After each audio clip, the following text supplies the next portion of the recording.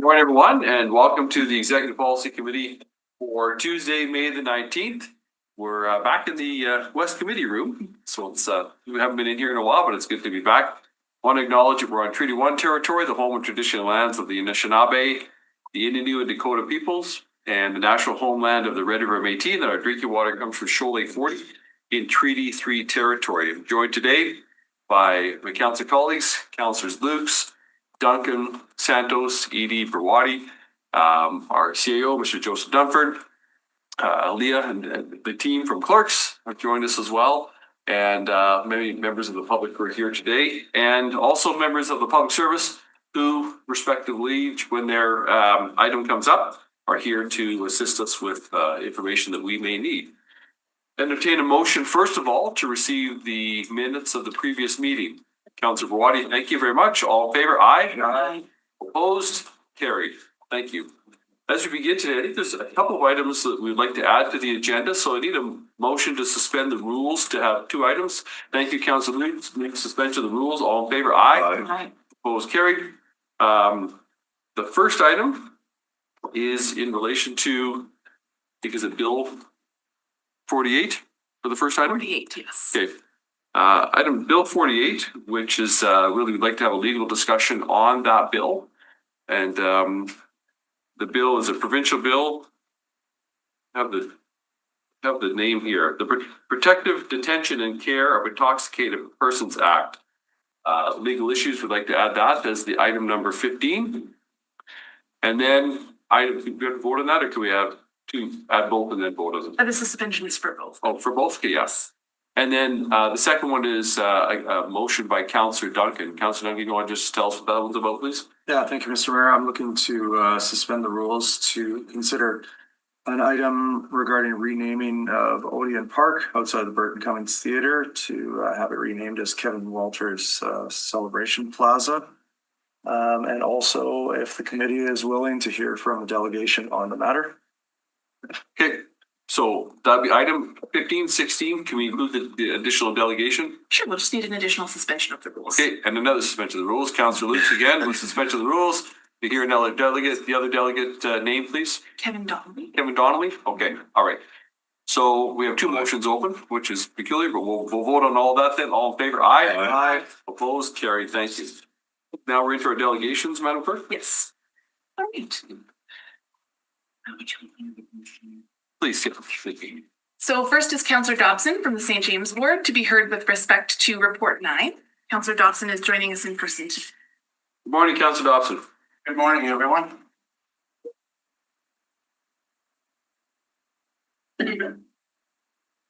This motion is about making housing more affordable and providing equity for Winnipeggers. It's about giving back hope and recognizing the importance of affordable home ownership and home equity to the future and well-being of the residents in Winnipeg. The idea of this motion is not new to me. While in Ottawa last year on city business, I gave it careful thought, and with my many years of experience as a journeyman red seal carpenter, I wrote down the changes I felt we needed to make to promote home ownership and home equity for the residents in Winnipeg. And so on June 5th of last year, here in council, I stated that for many Canadians, their home is a major investment for their retirement. The value of their home is a way for them to hedge against inflation. I also stated that we have to provide a climate that encourages home builders to build basic starter homes at a modest cost, and that we should petition the federal government to step up and find ways to reduce costs for builders. And that means getting the materials with the least amount of taxes and the least amount of red tape so our builders can build more affordable homes. While my comments last year may not match this motion exactly, I think we can agree that the intent is the same. Owning a home will mean that years later, when you retire, you will have equity in your house. A nest egg that grew as the value of your house grew. This was your hedge against inflation, your security, your sense of accomplishment. And for many, it will be the biggest and only investment of their lives. The federal government's Housing Auxiliary Fund goes primarily to corporate institutional investors who build rental properties. And to receive funding from this program, Winnipeg was encouraged to allow fourplexes. And fourplexes are rental properties as well. It is time to focus on home ownership. We have gone too far on the rental side of housing. This motion is about moving away from corporate institutional investor ownership of our housing stock in Winnipeg. And it's about moving towards ownership for residents in the city. It's about people moving out of their parents' home or rental property and into a home that they can own. It's about providing ways for people to get into affordable homes. We have the federal government providing a housing auxiliary fund for investors to build rentals for us to rent. It's time our federal government provides a program that focuses on home ownership for Winnipeg residents. This motion also calls on the provincial government to participate in the cost savings for this motion for basic affordable starter homes. It is important to note that except for administrative costs, this program will not cost either level of government any money. They will just not collect taxes on the materials used in making the basic starter homes. So unlike the Housing Auxiliary Fund for investors, no money has to be borrowed to support this program. Now, my thoughts on starter homes are that they be modest bungalows, single story, basement, small lot, 900 square feet or less, no garage, minimum 10-year occupancy, no rentals, no secondary suite, and most importantly, owner occupied. With the equity from no taxes and the limited size of the home and lot, this will provide a home that is more affordable.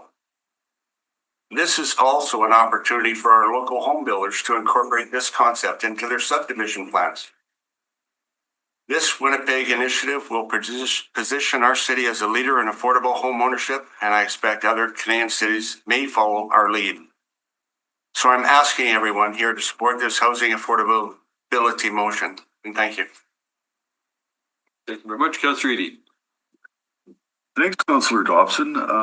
It's a great idea.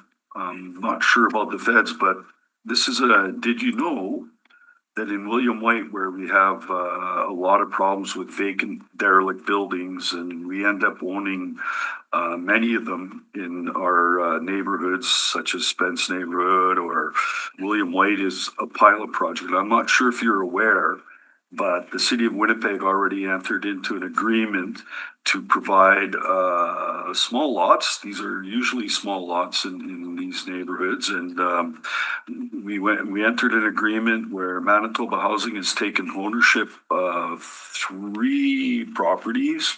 And the construction is being accomplished by a couple of organizations who are doing not-for-profit building. An example is Build, and there's another, I think it's Proactive, and they are building affordable homes for ownership in William White. It's a pilot, and depending on how it goes, it will be expanded. Do you know that is actually happening? Yes, actually I did. It's a very good program. I think a program like that works in that particular area, but I'm talking about a much larger program, something that would happen throughout the city, all over. Good. Any questions, Councillor Lukes, and then Councillor Boland? Well, there's nothing more that I'd like to do than have my children move out into a home of their own, but that's not happening anytime soon. Have you talked to anyone in the province or the federal government about this? No, absolutely not. This is a program that will have to be, I put the idea out there, and it's the federal government and the provincial government will have to take it and run with it.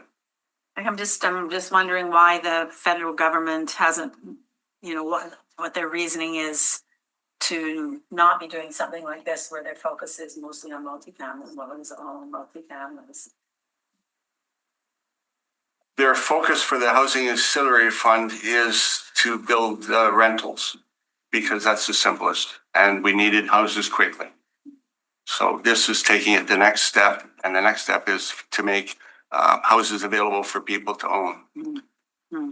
I reflect on the fact in Winnipeg that our population is aging, and a lot of people in houses I'm just reflecting on St. James, are downsizing and moving into some of these apartments that are being built. We look at that one on William Plant Parkway, right? Which does open up housing.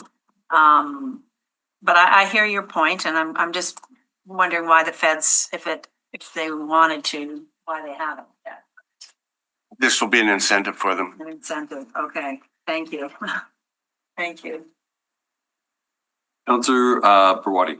Thank you, Councillor Dobson, for coming forward today. I've been wondering the same thing myself. Do you have any theories as to why the market isn't building homes like this? I look at the first house my now wife and I bought. It was almost qualified under this. It was 925 square feet, a bungalow, no garage, small lot. Like the driveway was right up against our neighbors. You know, it was one contiguous driveway with the neighbors. Why are they not being built today? Is it the land value? Is it the building code changes? Do you have any theories as to what's caused this? It could be a number of reasons. Probably the servicing is part of it, and to build the biggest house possible so they can actually make profit on it. So building a smaller house will be something that has to be pushed by the federal and provincial governments, and a smaller lot. And for people going in with the expectation that this is just a starter home. Are you aware that there's a federal program to refund the GST on first homes? And in fact, in provinces with the harmonized tax, I believe it actually covers both taxes and rates. If I understand this correctly, that is on the sale of the home, and it's up to 1.5 million.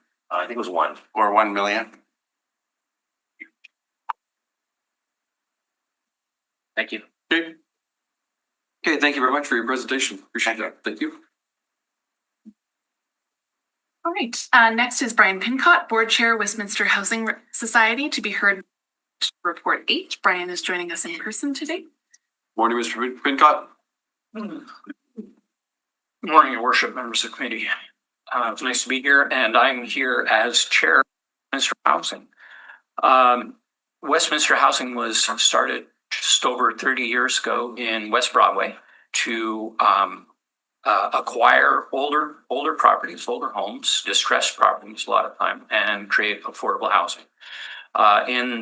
Since that started 30 odd years ago, Westminster has been a key part of the renewal of West Broadway, providing now completely RGI units, so everything is rents up. So it's all social or community housing, primarily in West Broadway, which, by the way, is where I live is 93% rental and is a glorious community.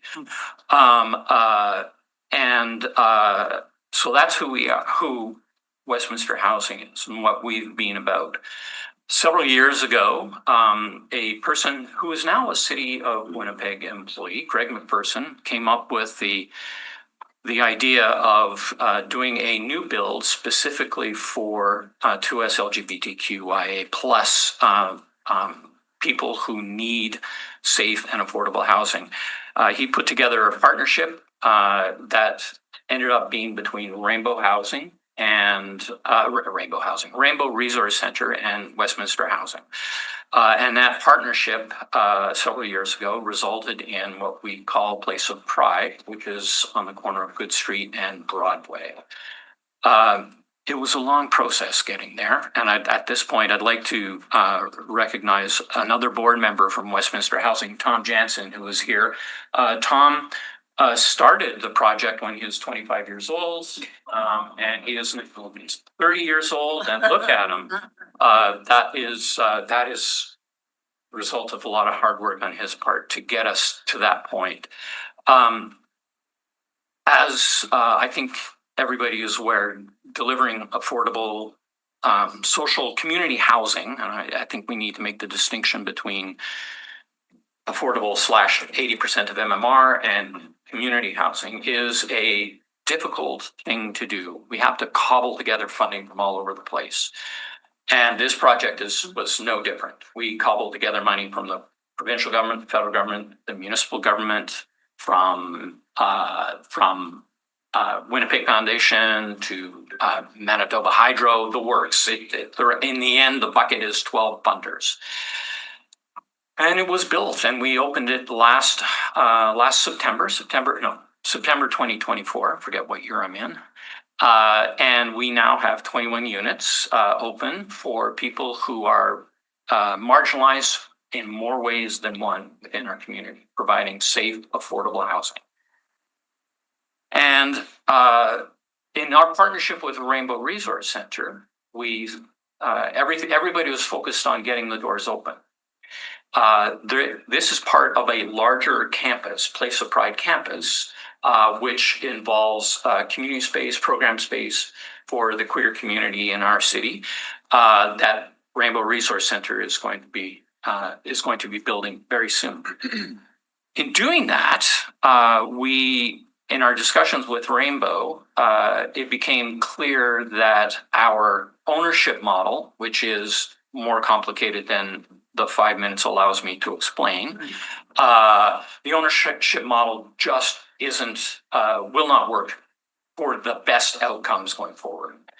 That means that through our discussions, we've figured out that the entire site needs to be owned by Rainbow Resource Center, as opposed to the convoluted process that it is now. To do that, we have to then go to our funders, so Westminster Housing's funders for the project, so the federal government, the provincial government, municipal government, to get their approval, because funding and grants comes with strings, like what commitments of what you're going to deliver for that.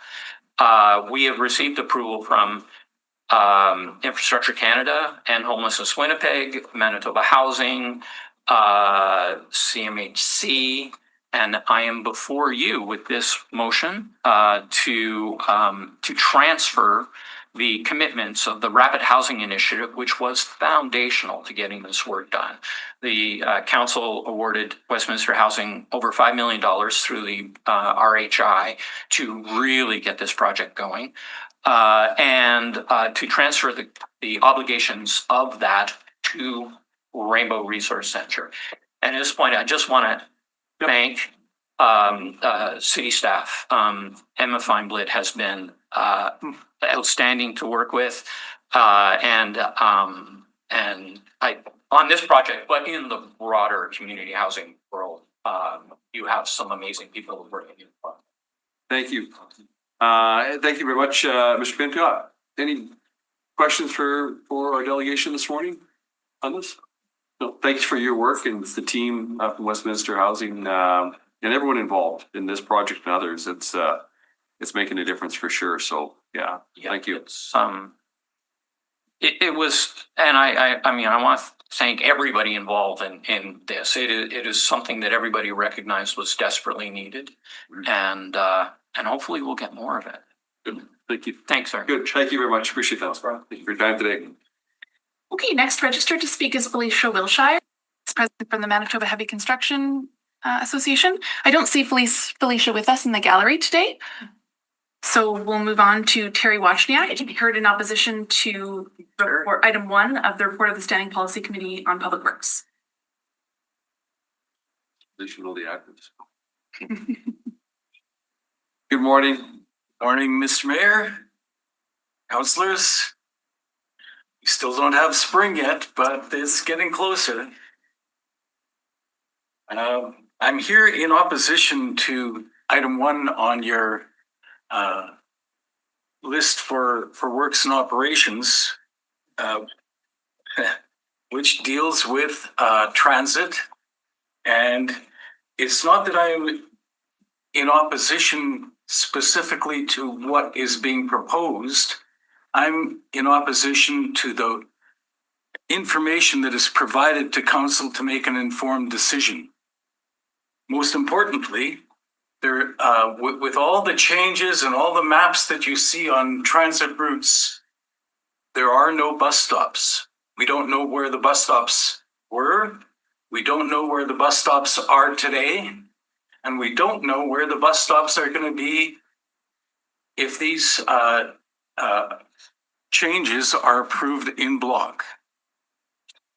The most important thing to anyone riding the bus is where they get on and where they can get off. And what we have now is a system that removed 1,700 bus stops from the system and over 200 shelters. 200 existing shelters have not been available to Winnipeg transit riders this season. So it's not a surprise. It's not in your information, but it was presented to us verbally. It's not a surprise that transit service is down by more than 10% from where it was last year with the old transit system. There has been no benefit to anyone riding the bus. Anyone with other options has taken them. There's nothing in the system, especially if you want to get downtown. Downtown has stopped being a priority destination for our transit system. And that is a major failure. The future of what we are dealing with here is $1.1 billion being spent on making the transit hub for Winnipeg, not downtown Winnipeg, Union Station, east of Main. There's nobody that wants to go there. That is a primary destination goal with no benefit to the transit users or to the downtown business and the industry district whatsoever. So when we look at the information that's provided and we see the resistance to any kind of change from transit, Councillor Sharma made it very clear that there's strong resistance to any changes that we would, or you as city councillors would come forward recommending. Councillor Chambers has been shut down not only on the speed of buses moving in his residential area, but also on getting efficient stops on the FX2 run. Councillor Eadie has said the same thing. And when he was looking at the information that is before him, he said, it leaves us with no choice but to vote, and to vote without information. Councillor Eadie has been trying to get a bus stop on the FX2 line to stop at Cathedral in Maine. It's a natural.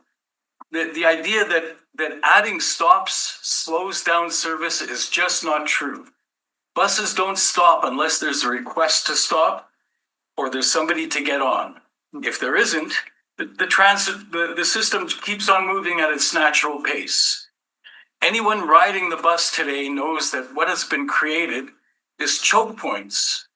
So we have now lots of people gathering at one or two major stations, I shouldn't say one or two, all along the line.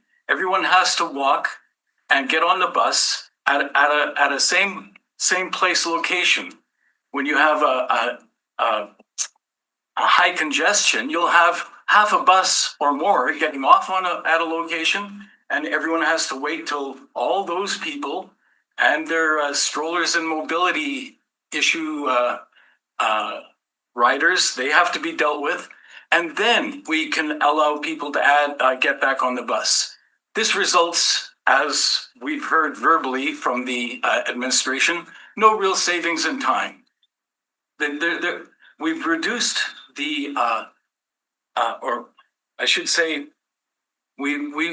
this new system improves transit system, but not transit service.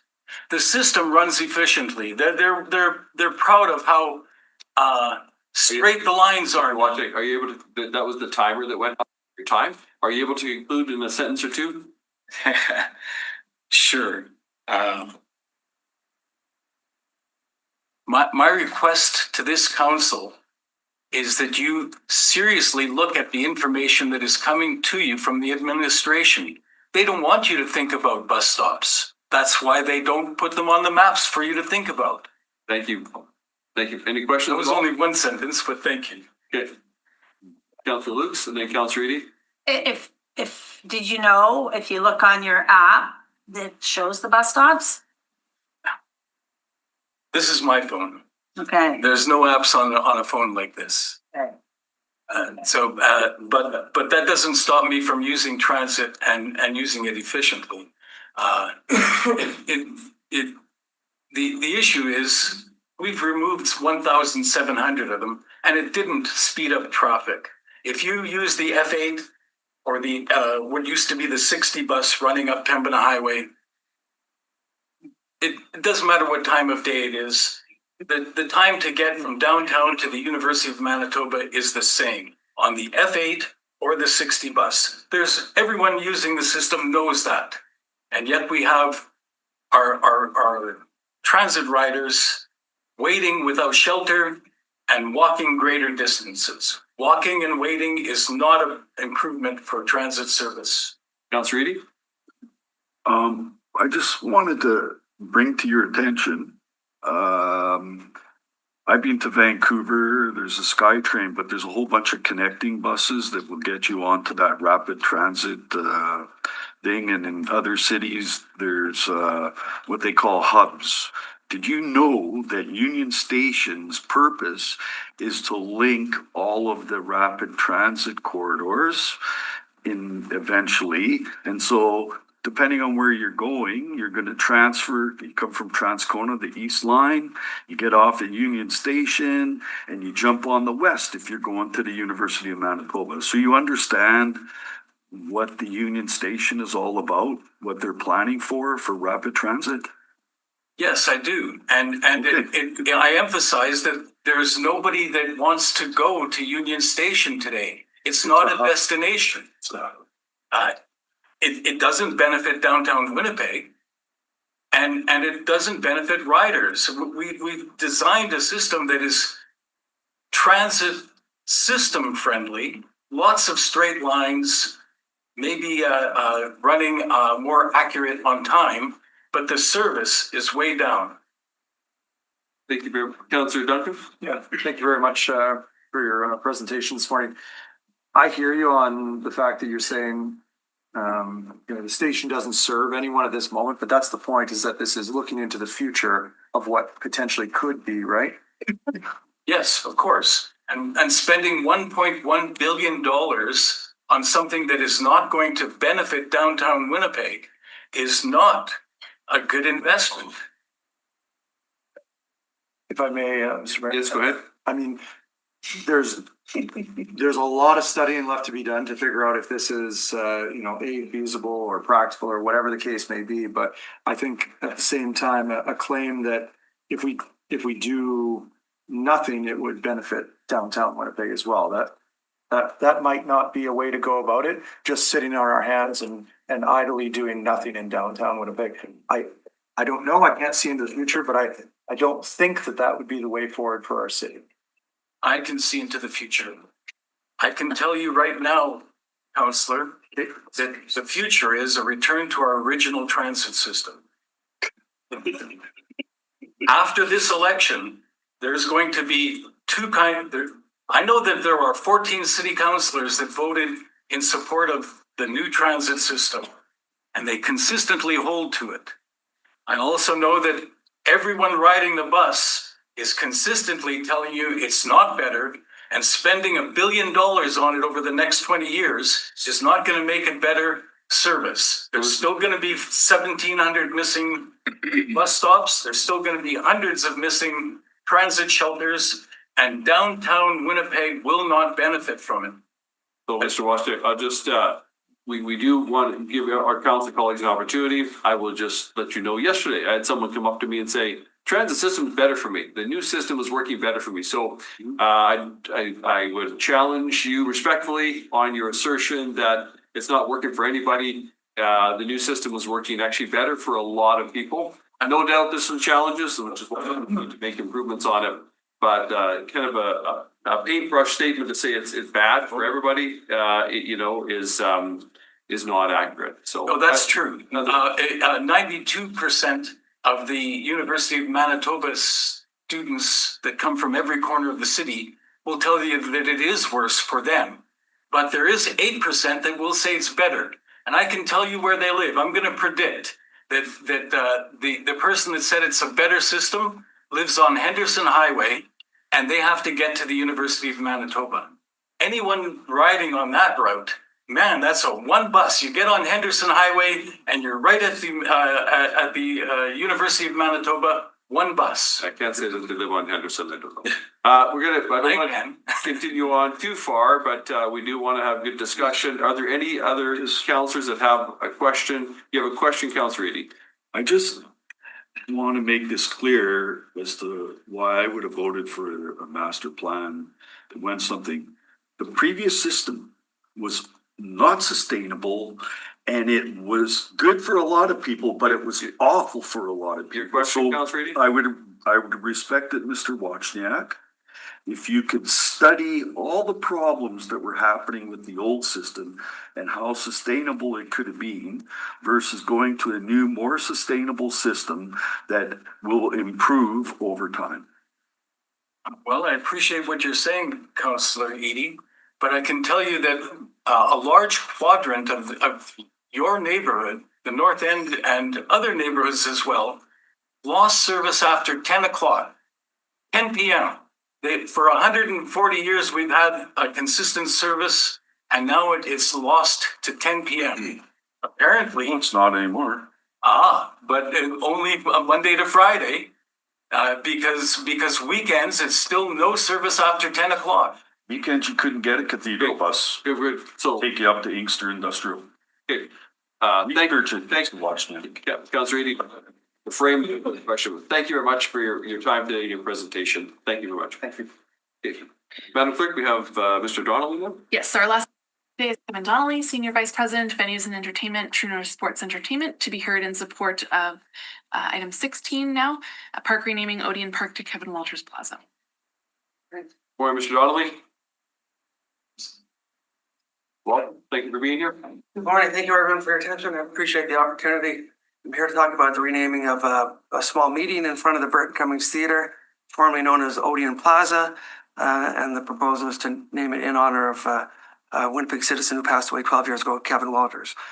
This initiative is the result of over 5 years of ideas, discussions, and work to try to create a gathering space, a vibrant space, and a place to recognize the efforts of someone who worked behind the scenes so others could have fun and make memories. To create something that inspires others and shows that Winnipeg is world class, because that is what Kevin Walters did. The previous location, formerly known as Odeon Park, was a lost little medium, touching 3 different biz districts, the Exchange Biz, the Downtown Biz, and the West Broadway Biz, but none of those entities saw this location as theirs. It held broken branches, rusted garbage containers, and trees that were left unattended. Staff of the Burton Cummings Theatre were routinely left to call for 911 for people in distress or to go across and clean the park and do regular maintenance. We lit it, we cleaned it, and we tried to help it along. It wasn't until we started saying, wouldn't it be great to close the street, extend the median to the front steps of the theatre, name it in Kevin's memory, that we started to get buy-in from outside voices. Our thanks are extended to Kate Densky and the Downtown Biz for their support and steering the process to get funding committed to enable the landscaping that is now nearing completion. Also to Bob Summers and the staff of Scatliff Murray Miller, who worked for years pro bono to keep the vision alive and to support those conversations with an informed voice. Colin Tchaikovsky from the City Works led the process to get the roads realigned with all the various city departments, transit, engineering, planning. I'll extend our gratefulness to them. Once the idea of creating a gathering spot in front of the Burt had landed, everyone was focused on finding a way to make it happen. The final piece is now naming it in memory of someone who worked his entire career to try to make Winnipeg a more vibrant, exciting place to live. Kevin's work as a promoter, a decade of New Year's Eve celebrations at the Convention Center, countless concerts at the Burt and other locations, and as a supporter of recorded music and countless local bands with Manitoba Film and Music, and also Winnipeg's major event producer with Grey Cups, Juno Awards, Canadian Country Music Awards, and as the executive director of Manitoba's Homecoming 2010, Kevin's efforts brought people together. On top of that, Kevin was a great ambassador for Winnipeg to the rest of the entertainment industry, telling and selling on how important it was to include True North or Winnipeg on a tour stop. True North, as owners of the Burton Cummings Theatre, and myself personally as a colleague and friend of Kevin's, are emphatically supportive of this initiative. We are aligned with fellow supporters whose letters of support are a small sample of individuals and industry reps that are excited at this prospect. Till his passing 12 years ago, Kevin worked hard to make Winnipeg a great place to live. Let's honor his memory in a most fitting manner with the creation of Kevin Walters Celebration Plaza at the Burton Cummings Theatre. Thank you. Thank you very much for your presentation, Mr. Donnelly. Any questions at all?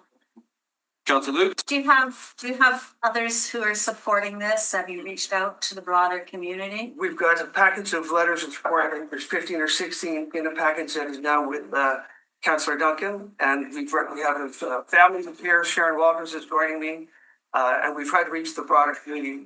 Kevin worked with Indigenous group. Kevin worked across the amateur and professional sectors. So yes, we have ample people, and I can get more letters if needed. Sure. Are you submitting that for the record, or you did? We have a copy. Oh, okay, got it, perfect. I can get you a copy. Oh, he can send me one, okay, Then it's a, okay, excellent, thank you. Yeah, thank you to yourself, Mr. Donnelly, and everyone else who's worked on this project to this point. Thank you, Councilor Duncan, for his leadership as well. Councilor Duncan, go ahead. Thank you. Appreciate your presentation. Appreciate you bringing this forward. Is there a timeline here where you would hope to see the park officially named and in accordance with some events that might be going on in the area and at the Burton? Yeah, I mean, the coincidental timing of the landscaping work that's being redone right now, there's about 4 weeks left of work, as I understand, with schedule with weather. But the current completion date of the construction for the landscaping of the plaza is June the 17th completion. If we can connect the ribbon cutting of that, there's some public art that's going to be installed shortly. The opening of the plaza with the renaming of it, I think the time would be fantastic. So June the 17th. Okay, thank you. I appreciate that and recognize the presence of Sharon as well and others who are here in support. So thank you. Thank you so much. Thank you very much. Thank you. I wonder with the concurrence of my colleagues, if we can move this item, that's the last delegation, right, Madam Clerk? If we can move this item and deal with it right now, can we move this to the top? Sure. Okay, so Councillor Duncan, I'll turn it to you then to introduce the motion related to the renaming of the beach. It's being distributed right now. Thank you very much. The title is Park Renaming ODM Park to Kevin Walters Plaza. Thank you very much, Mr. Mayor. I appreciate you moving this forward for the committee to consider right off the hop here. Mr. Donnelly put the presentation right into focus for us here on the impact that Kevin had on our city when it comes to culture, when it comes to music, and when it comes to making Winnipeg a vibrant place. I'd ask unanimous support here to waive the Welcome Winnipeg policy and officially rename the newly configured medium park at the intersection that is currently known as Odeon Park to Kevin Walters Plaza. I have notes here just speaking about the improvements that have been done here over the last 5 years that have been touched on, how this is a missing link. This really connects a place where people gather and celebrate. It's fitting that the theater was renamed to the Burton Cummings Theatre, who has such an impactful role in Winnipeg and the music scene, and now to complement that with an individual who brought that same culture and music to Winnipeg just seems too fitting for us not to take the opportunity to do. And I really want to just reinforce that this is widely supported. It is widely supported by members of our arts committee, community, members of our Indigenous community, members of our business community, as you'll see in Appendix A. So this is not something that just came forward on a whim. This is a work in progress that significant due diligence has been done, and that would be a nice complement to the area and to Winnipeg as a whole. Thank you, Mr. Mayor. Thank you very much. Any other questions, comments? Thank you. I'll just say that there are people in this city whose life, legacy, talent, and energy build the city, make it stronger, enhance our community, promote our city, and whose legacy and impact really outlive their physical time with us. And Kevin Walters is certainly that individual. So I'm glad to support this park renaming. So, okay, all those in favor? Aye. Opposed? That is unanimously carried. Thank you very much. Moving on then to item What is item 1? The monthly update on supportive housing, addiction, and social action indicators. Call upon Lizzie Rappaport, come forward and make the presentation to us today. Yeah, good morning, Your Worship, members of EPC. So I'm here for the May report on housing statistics, let's call it. So we've actually had a slower month in the past month. The month of April is slower than we've seen in the previous couple months. So feeling a little bit less confident than I was feeling the last few months, where we were seeing between January and March the numbers each of those months higher than we saw in 2025 and higher than we saw in 2024. So April was a bit slower, and I would say not necessarily reason to be concerned as it relates to building permits, but just not seeing things faster than the previous year. So hopefully through the month of May, those numbers are going to be going up. But the report before you for table 1 outlines actually across all the categories, development applications, development permits, and building permits were a bit slower in April than they were the month April of the previous year. And then building permits, table 2, as it relates to our Housing Accelerator Fund agreement. We're still trending well towards our target. Overall, after this month, we're at 89% our target where we need to be by December 1, 2026. We're a little bit still slow in the units near transit, so we're only at 71% where we need to be by the end of the year. So you can see that I've added the column here where I've actually counted out how many more units we need. So overall, we need 1,584 units to come in through building permits before December 4th, 2026. But we need over 2,100 to come in near transit. So that's higher than our overall. We're adamantly tracking units that we think are in the pipeline.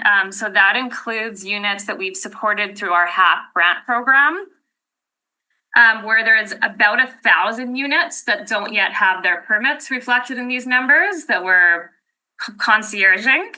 And then an additional 700 units through our land enhancement office that also aren't in these numbers yet. So that represents 1,700 units that are approved to come in before December.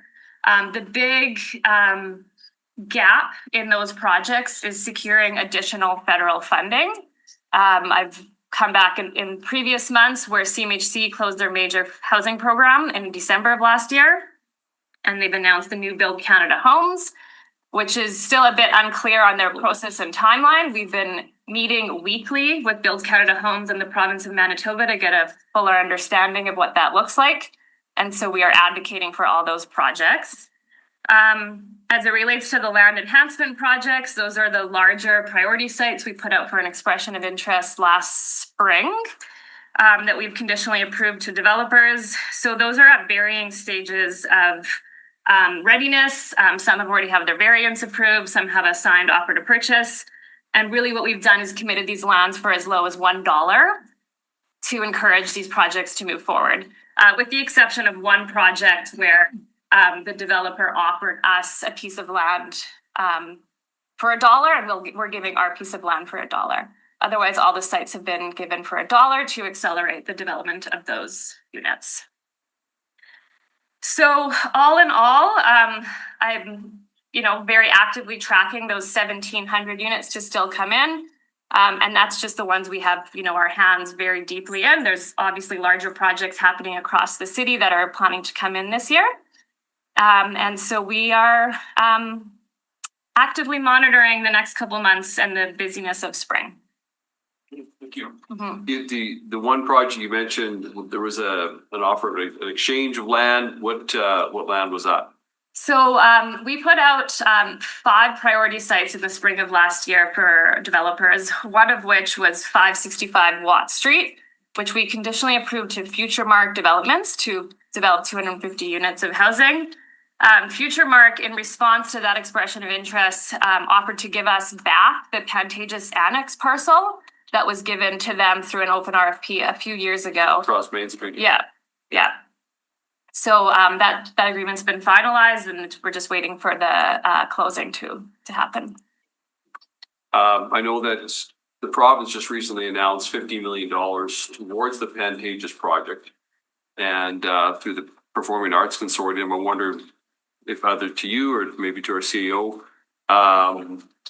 if the PAC and Performing Arts Consortium has been in contact with the city regarding the area around their property and even that land. I defer to you, Joe. Yes, we have been in discussion with them. It's been delegated to our deputy CAO who's been working with that team. We have heard from this project for sure. Deputy CAO was here as well. Yeah. Mr. McKay, maybe we'll. Sorry, I wasn't quite paying attention. What was the question? No, the question, we just asked about the Performing Arts Consortium Yes. and the Pantages and the fact that Future Mark is in exchange for, offered that land in exchange, and just wondering, you know, the degree to which PAC has reached out to the city regarding Yeah, their development. they've been interested in this property for some time since it was sold to Future Mark by the city about 7 or 8 years. Okay, so the city now has that land back then. So we are acquiring it as part of the project on Watt Street. So it's, I know the agreement's been signed. I'm not sure if the title was transferred. Signed, yeah, the subdivision just needs to be registered for everything to be finalized. And we're in the process of acquiring it, and it should be in our hands probably within the month, I think. Okay, I've got a Councillor Barwadi and then I got a question. Will this be reviewed by the Independent Fairness Commissioner? Or What specifically? the swap or the exchange? Which exchange? Like the exchange for the Watt Street property? No, the CAO has a delegated authority under the program, under a temporary. Okay, actually, this is the motion I was thinking about here, but yeah, okay. Yeah. So the real estate policy was amended to accommodate the housing program. Okay. Okay, I'm certainly have interested maybe in given that Pantages project has got some steam right now, and so, you know, and some support behind it, certainly provincial support. Maybe during the course of this meeting, I'll kind of work on a motion, have my staff work on a motion as well to have to see whether there's a way that we can support the Pantages project with this land. So if we ask staff to come back with a report on that. So Regarding to that, could you look at that? yeah, council approval would be required to declare surplus. And then real estate policy would need to be waived to do a direct sale. Okay, but that could be all contemplated if we asked you to look at what steps it would take. You could put that into a report Most certainly. and look at it. Okay, all right. Okay, any other questions related then to this or any other item that Ms. Rappaport has mentioned? Councilor Lukes. Do you want to just recap the $4 million kind of bonus Thank or you. whatever that? I we added got? that note that I forgot to speak to. Okay, well, that's a good story. Let's say how good it's going. Yeah, so last week we announced that the federal government has approved an amendment to our Housing Accelerator Fund agreement for an additional $4.025 million, which would add 150 units to our target. So the federal HAF program has a sort of complicated per unit dollar amounts that they look at. So the city had to put forward an action plan to say what we could do. That's the 8 initiative that council approved in July 2023, I believe it was. So the amendment was that we added an initiative. So in October of last year, council approved the Heritage Residential Conversion Program that CentreVenture has been running. So we've added that as an initiative. So that now actually becomes initiative number 9 under our Housing Accelerator Fund Agreement and Action Plan. And with that, council approved the target of 150 units. So CMHC has approved that amendment, which will add the 150 units to our overall target and 150 units to multifamily other. So we have the choice as a city to determine whether we classify those units as near transit or just multifamily other or missing middle. And as you can see on the chart this month, we've surpassed that. We're at 180% of multifamily other. And then what that money can be used for, we'll bring a report forward to EPC and council in June, and we're going to make recommendations on what that additional $4 million would be directed towards. Okay, that was my other question is it constrained by any directives? The only thing it is constrained by is our agreement and the permitted use of funds of the Housing Accelerator Fund dollars, which are quite broad, focused on creating the communities and accelerating housing.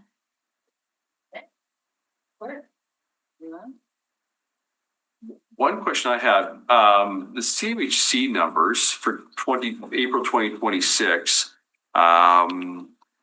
their data from last week shows housing starts higher in 26 than in 25 under new housing construction. Are you talking just specifically though about project related to HAP and multifamily permits, or? I'm talking about building permits. Okay. So under HAP, we measure building permits, Okay. which is essentially what a project needs to then go and start construction. CMHC measures starts as on a multifamily project foundation in the ground.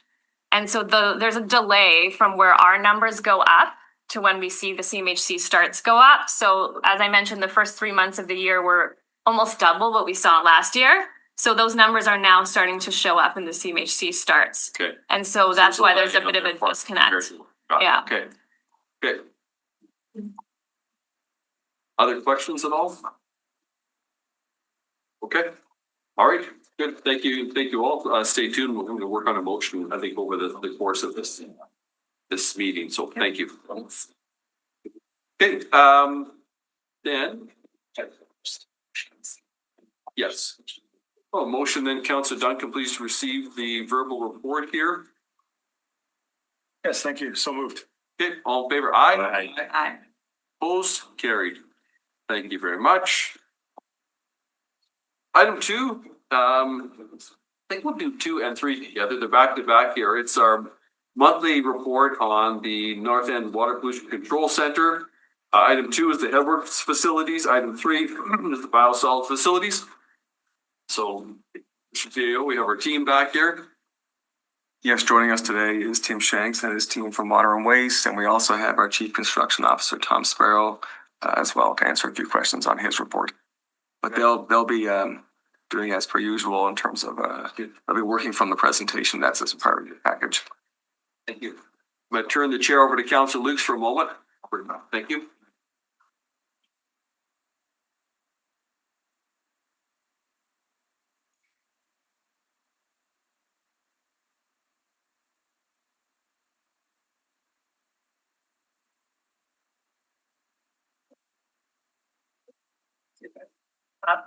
In the chair now, so. So Cynthia Williams she will present we got a slide deck that covers both the reports, but we'll pause after. It's the same thing we've done the last couple of months, so I'll be quiet. Super. Okay. Good morning. Good morning. Okay, so the first one I'll cover is the Headworks facility, and this project is progressing well. We actually had a really exciting milestone this past month where we got to introduce liquid into the new Headworks facility, test our pumps. So it maybe doesn't sound very big, but it actually is quite a milestone moving us towards commissioning. It's exciting to me anyway. In terms of our cost metric, there's been no performance change in this past month. We spent a total of $6.1 million in March, which is $8.6 million behind the planned spent, but we are tracking close to our plan. There were 2 approved contract changes for the month. One was for the feeder main repairs that the feeder main failure that occurred in December. That was for $602,000. And the second was approved on April 1st for primary clarifier upgrades. So those were some upgrades to our new scum dewatering building that were identified during construction. In terms of schedule, it has also stayed yellow from the previous month. Schedule is based on the rebaseline schedule that we accepted in March. So the contractor in March completed 2 out of the 5 planned milestones. However, they did complete an additional 4 milestones that they had planned to do in April ahead of schedule. They fell short of some construction and commissioning activities, specifically in the mechanical and electrical side of things, which proceeded slower than planned. That is actually a focus of some upcoming construction activities for them.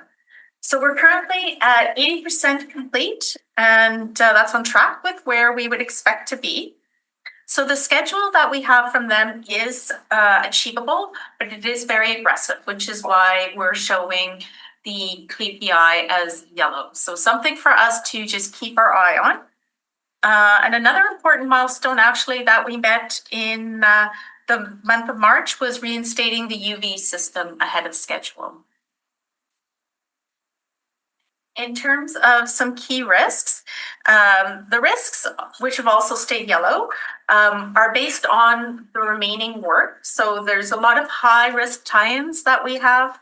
We have commissioning. So this is all work that requires a lot of attention. So based on that and the aggressive schedule, we're expecting that risks will remain in the yellow zone for the remainder of the work until we reach substantial commissioning. So there was one new risk identified, and that is the tie-in to an existing siphon that we use to drain our primary clarifiers. So this needs to be taken out of service for the tie-in. So that's something that requires careful coordination, as well as some emergency planning procedures, just in case. And the good side of things, we did close 2 risks, which is always nice when we get to close them out. The first was for the UV upgrade when we brought the system online on March 13th. And effluent for that system is meeting our license requirements. So that was really good news. And then we inserted a steel liner into the outfall, and you can see some photos that we have here, which will help us mitigate any potential of outfall failure when we tie into that. So that is complete as well. There was no community engagement activities that was performed this month. A small update from what was provided in the attachments is that the sidewalk closures, which were planned for this month, have been deferred to June along with the rest of the Peter Main restoration work. So as usual, we will provide advance notification before we do any type of sidewalk closures or lane closures. There were 4 minor first aids that were provided during the month. This would be things like getting something in your eye that you need to flush out, needing a Band-Aid, a slip or a trip, things where the workers were able to return back to work. In terms of interface, operator training is ongoing, and we're getting positive feedback from the operations groups on the training that the contractor is providing to them. So, and I did also mention that the flow testing that we did, or the pump testing, that required some ongoing coordination. And also in terms of quality, there were no new non-conformance reports, and 3 were closed. And then the only other thing I wanted to highlight before we get to questions is that this pretty new nameplate that we got for our Headworks facility. So it's now officially branded, which again is very exciting to those of us working on it. That's it for Headworks. Okay, thank you. Any questions at all? Councilor Lutz. Great. I just want to go back to the risks that you had identified. And you had identified that a new risk being the siphon tie. How does that get identified as a new risk? Because it sounds like a risk period, you know? It's new on our risk register. So as we were working towards doing the tie-ins, we realized that there was only one drain for this primary clarifier. So it requires a little more coordination, and it's a new risk because it was just recently identified. So how can you realize that you only had one drain? Like, is this not something that's analyzed? Volumes of analyzing goes into this, and then you realize there's only one drain. Now you need to have another tie-in. I gather tie-ins are risk, probably just the nature of being a tie-in, but I don't know, like, how does that percolate up? As they coordinate the different the different way they're connecting things through, designing things and constructing, different things get identified. You might need to, pivot a little bit from what you had planned when you see existing. And you identify new issues, and then we add it to our risk register. So if it wasn't previously on our risk register and we add it, we consider it a new risk. So when you say that there was only one drain, like explain that. What do you mean by that? The clarifiers, they have a way to drain them, and which we need to do in the event of maintenance or emergency, and there's only a single drain. So they need to take this drain out of service when they connect into it.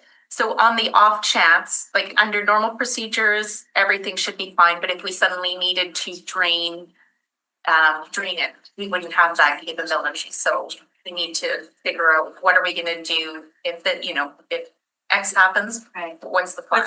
I guess, I mean, clearly I don't know the nuances of all of this, but it just seems that it's a pretty big initiative. What is the cost of adding another drain? That I don't know. Sorry. Do we find out? Certainly. Like, it just seems like it's a big initiative to be adding sort of at the end. Does it require another new pipe? Question. It's additional, like, this is just to clarify, it's the siphon we're talking about, like the tie-in, the drain is on the existing infrastructure. So the clarifiers, part of the clarifiers that are quite old, many decades old. So there's a lot of existing infrastructure and record keeping and assumptions that are made during design, so that as you get closer to the design build part of this, where we're actually going to go tie in a siphon, they dig up, expose things, and coordinate more closely with operations and identify things that could be risks. So this is the risk register. So what we're identifying here is that we're going to have to take a little bit more effort to coordinate and time that tie-in and maybe change a little bit of where the tie-in is. This isn't necessarily about going and redoing, like adding drains to the clarifiers. That's not part of the scope of the project. So it's adapting to what we find in an existing old plant. One of the challenges we've had with this big upgrade overall. Thank you. Question I would have is related, as I stepped out for a minute, but perhaps you said this, the remaining schedule is aggressive, remaining sequencing is aggressive as well.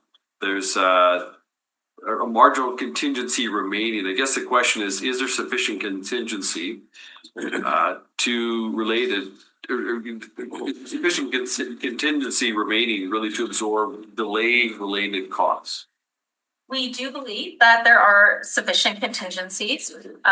Delays do come with liquidated damages as well. So if there are delays, we would look to the contractor to help provide some relief.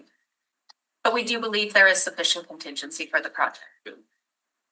And you might have mentioned there's flow testing going on right now throughout the month of May. And just wondering how that's going and if it's going as planned. It's actually going really, really well.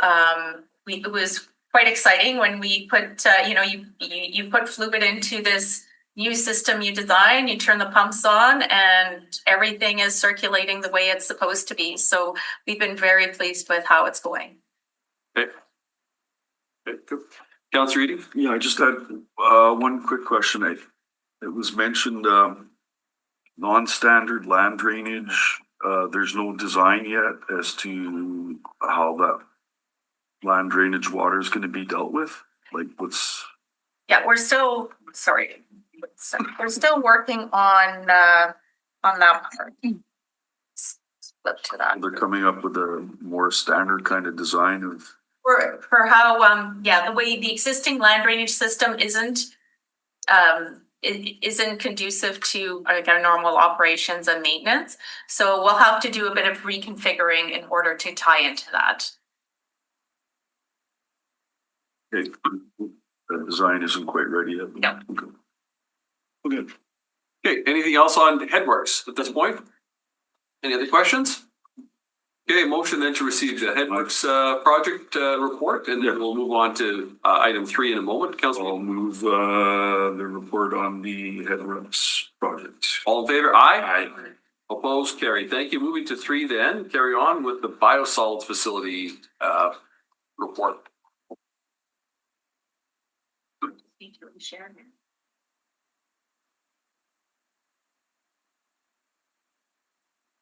we go. Perfect.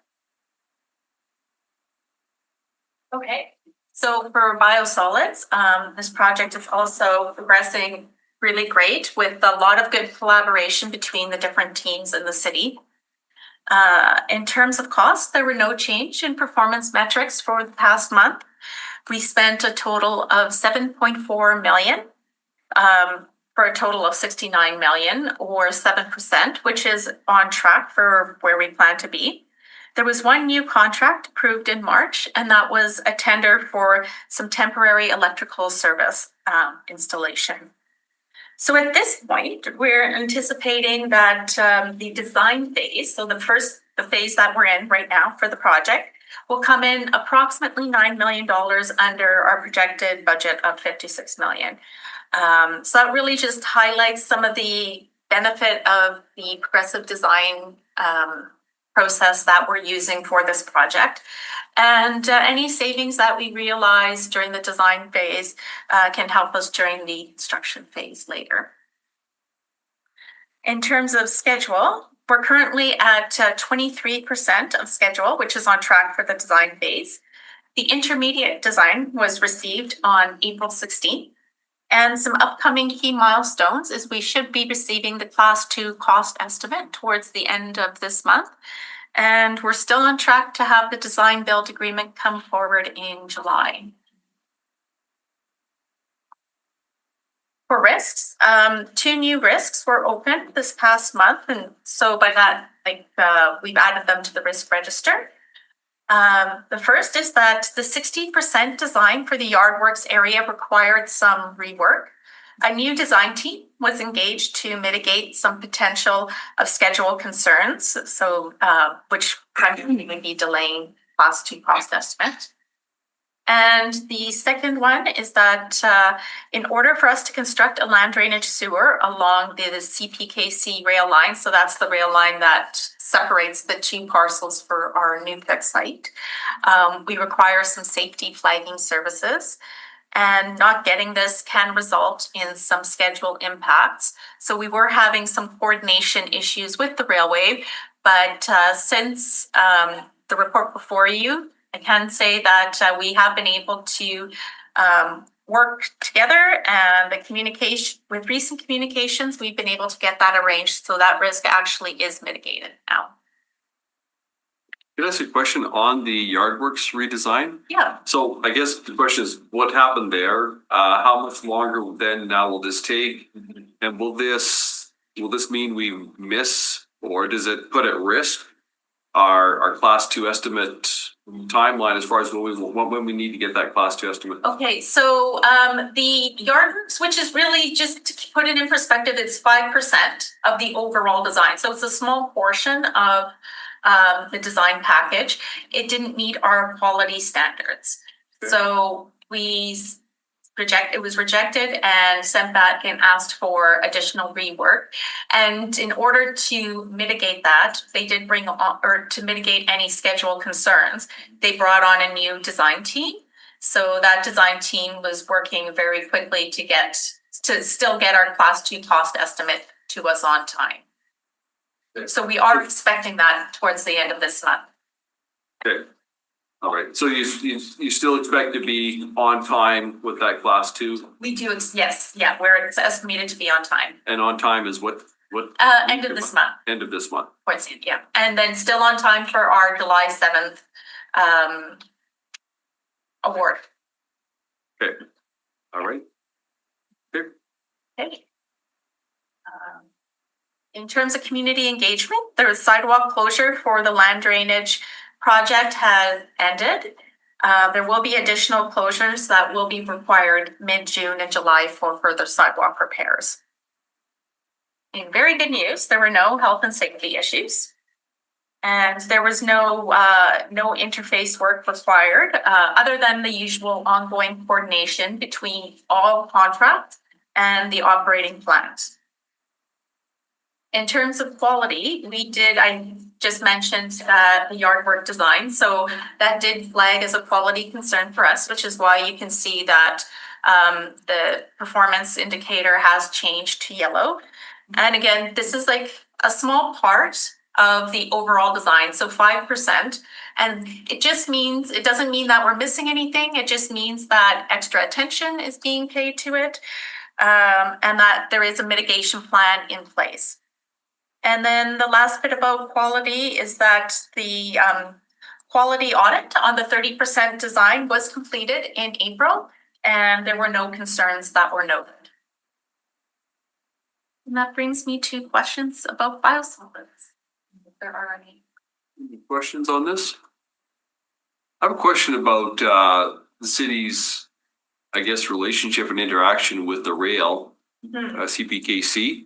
I guess how's that going through, I guess, the entirety of this project and this process? Can you just speak to that if there's any issues there or any risks there? I would definitely say it's on our risk register. The communications can be slow sometimes, and not always easy to get the responses in a timely manner with a number of follow-ups sometimes required. That said, we are working on that and trying to establish a collaborative relationship with the rail line. Does the rail line have one point person? I mean, this is the largest construction project. The most valuable construction project in the city's history. Do they have, kind of one point person for you to deal with? No, they don't. It's depending on what area we're working on, or not just physical area, but the type of work that we're doing. We have different people we need to contact. Can I just? Yes, you can. Just clarify, so like, if it's deemed as be somewhat of a risky thing, you deal with one individual. If it's more about just a straight approval or whatever, it's another person. Yeah, we do have multiple contacts depending on the specific activity that we're doing. So it does add an element of complexity in communication when you have to find the right person to speak to for different things. For context, Counselor, for flagging requests during certain activities or tie-ins, that's one group we would be contacting. But for long-term approvals of a permanent crossing, as you know, the rail line crosses our site, kind of cuts our site in half. So we are working with CPKC to try to get approval for a permanent crossing to facilitate operations and that sort of thing. So it's different groups at the railway that we have to work with depending on what we're asking for. So above ground crossing, yes, versus you're going to tunnel a pipe underneath to connect one building to another. Mr. Sparrow? Just to add to what Cynthia and Tim were speaking of, as you know better than I do, CPKC has a very important relationship with the city of Winnipeg. Whether it's the new PIC projects, or if it's the bridge projects or the road projects, underground projects that you're doing elsewhere, they are completely integrated within the city. Very much aware of this, and so we're actually working on trying to strengthen that relationship at a number of levels. Now, Councillor Eadie brought up a very good point. The point person, when you reach the highest level, because CPKC is a very large organization, it's actually based in Calgary. He's one of the senior vice presidents. Just putting on our bridge hat, we're dealing with some situations, of course, with the Arlington Bridge and the 52 railroad lines that are dealing with there. So based on the work that Tim and Cynthia and NUPIC are doing, and also with what we're dealing with the bridge projects, we are trying to, on behalf of the city, strengthen those relationships and have a much clearer understanding of who we should be speaking with, depending on what the level of the issue might be. So I think you're going to hear more of that as time goes on, not only through NUPIC, but also with some of the other major projects we're dealing with. Then there's the communications about Rathscuddy. So very difficult. But further to that, I was gonna ask you a question, Mr. Sparrow, in your report on this item, you talked about the, your words are increasing interface complexity. Requires continued focus, coordination and oversight to support future construction readiness. I mean, more and more, right, you've got all of these entities as part of this project, contractors, consultants, utilities, and on it goes. Maybe just speak to that. It's the statement is essentially an early warning that project integration complexity is increasing, requires stronger oversight to maintain construction readiness and schedule stability. Can you just maybe speak to that a little bit further? Well, and actually, I think very much supports what Cynthia's presentation today. I mean, you'll notice in my reports, I've noted a number of items that are in yellow, but similar to what we had brought up last month, they are very much on top of them. But that doesn't mean they're not yellow, but they're tracking and very much on top of ensuring that those issues that are being raised are being addressed. And so all the items that Cynthia, for example, mentioned, they're on top of it, they're aware of it. The quality assurance, for example, is a critical area. So from my perspective, things are unfolding very nicely on both projects. These are big projects. You're always going to have problems. That's part of delivering large projects. The critical part from our perspective is ensuring we're aware what those issues are and ensuring that we have the right steps, framework in place to be able to mitigate and deal with any of those issues as they arise. And we're doing that. I think the team here is doing an exemplary job of that as well. That doesn't mean that issues aren't going to come up, because there are, but the way you handle and address those issues is very, very important. Now, looking forward, this is where, we're, building a relationship, for example, with CPKC. They're not going to go away. They're as mentioned earlier, they're a huge organization, fully integrated in the city. So, for us to identify them as a key partner in some of these areas and work with them on future projects, make sure they're very much aware of what we're doing, when we're doing it, how we're doing it, what the impact will be on their organizations is absolutely critical. Okay, good, thank you. Any further questions at all? Okay, thank you for the report. We got a couple of important kind of deadlines this month and then on coming months. So thank you very much. Councilor, the motion then to receive item 3. So move to receive these items as information. All those in favor? Aye. Opposed? Carried. Thank you. Item number 4 will be a motion related to citizen member appointments, boards and commissions. It's being distributed at this point.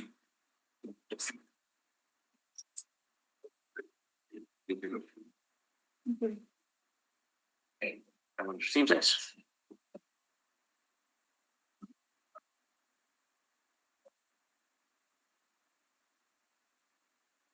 Okay, this is related to Board of Revision. You can see all, I won't read all the names out. Therefore be it resolved. We have citizens appointed for 1-year terms. We got here. Yeah. Those being reappointed for 1-year terms, those being appointed for 1-year term. We have presiding officer, vice chair. So they're all outlined here.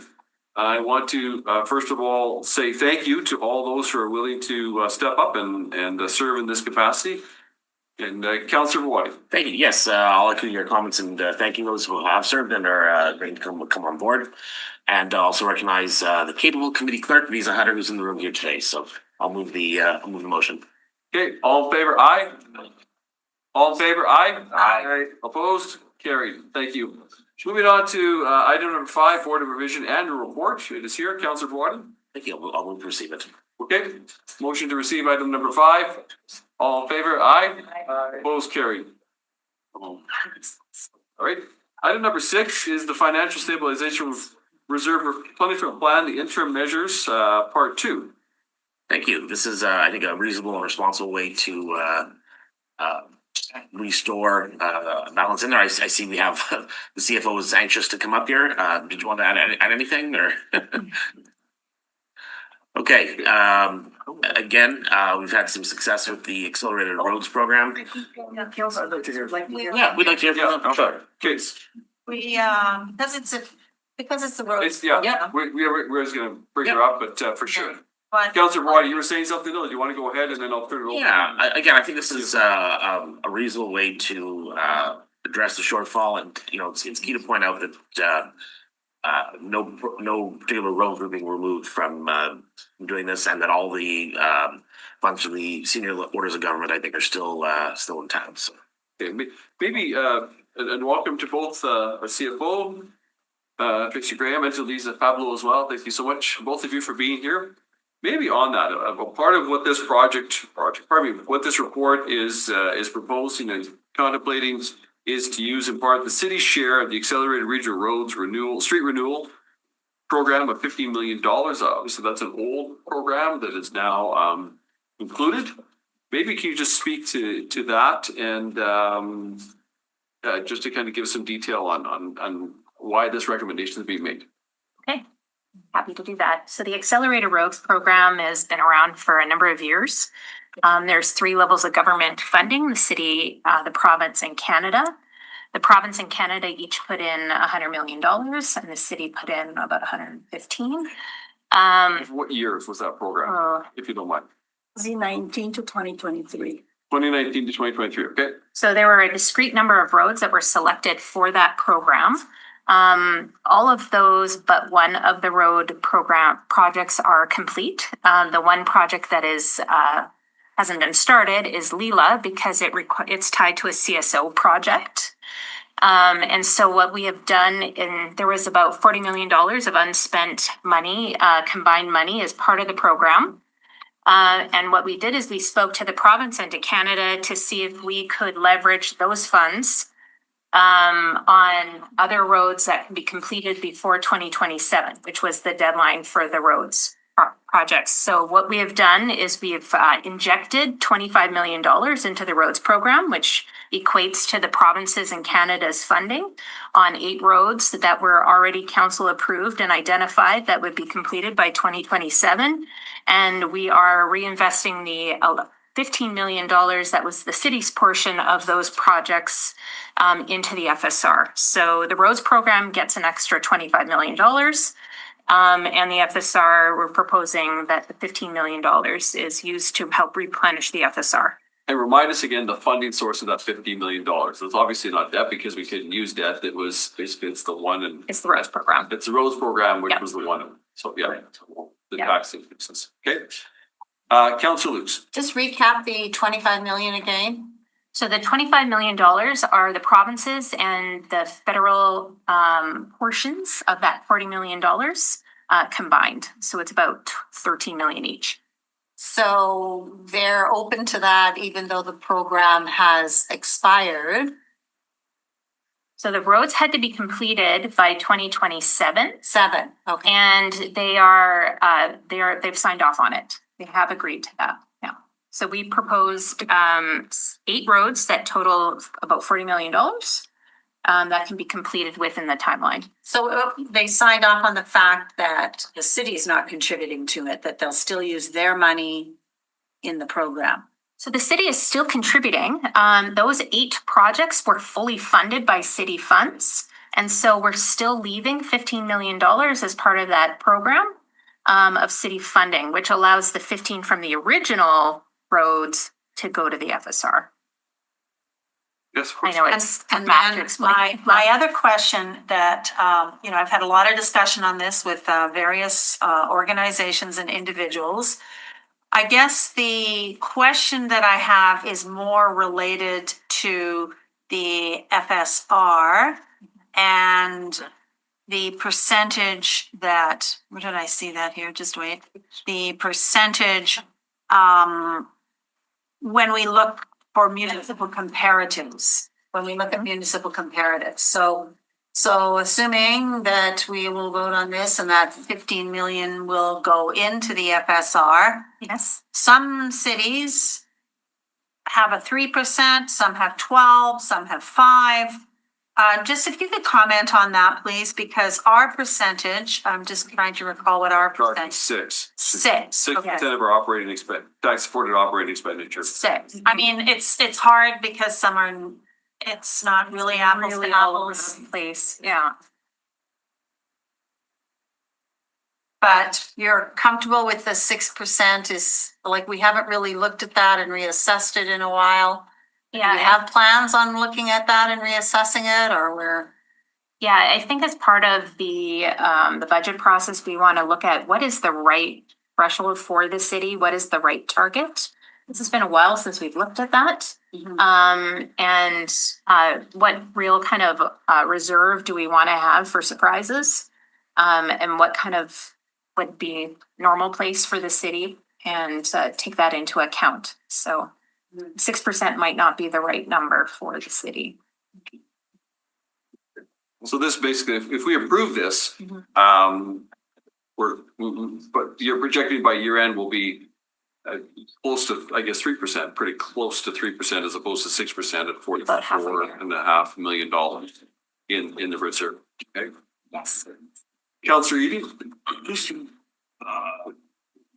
CFO, when we were first going through this, Agree. how did the 6% fare? Because I believe we were at the 6%. How did that fare through COVID? I think we were pretty close to zeroed out. Yes, we were. Yes, so COVID kind of took us down to zero, pretty much. Yes.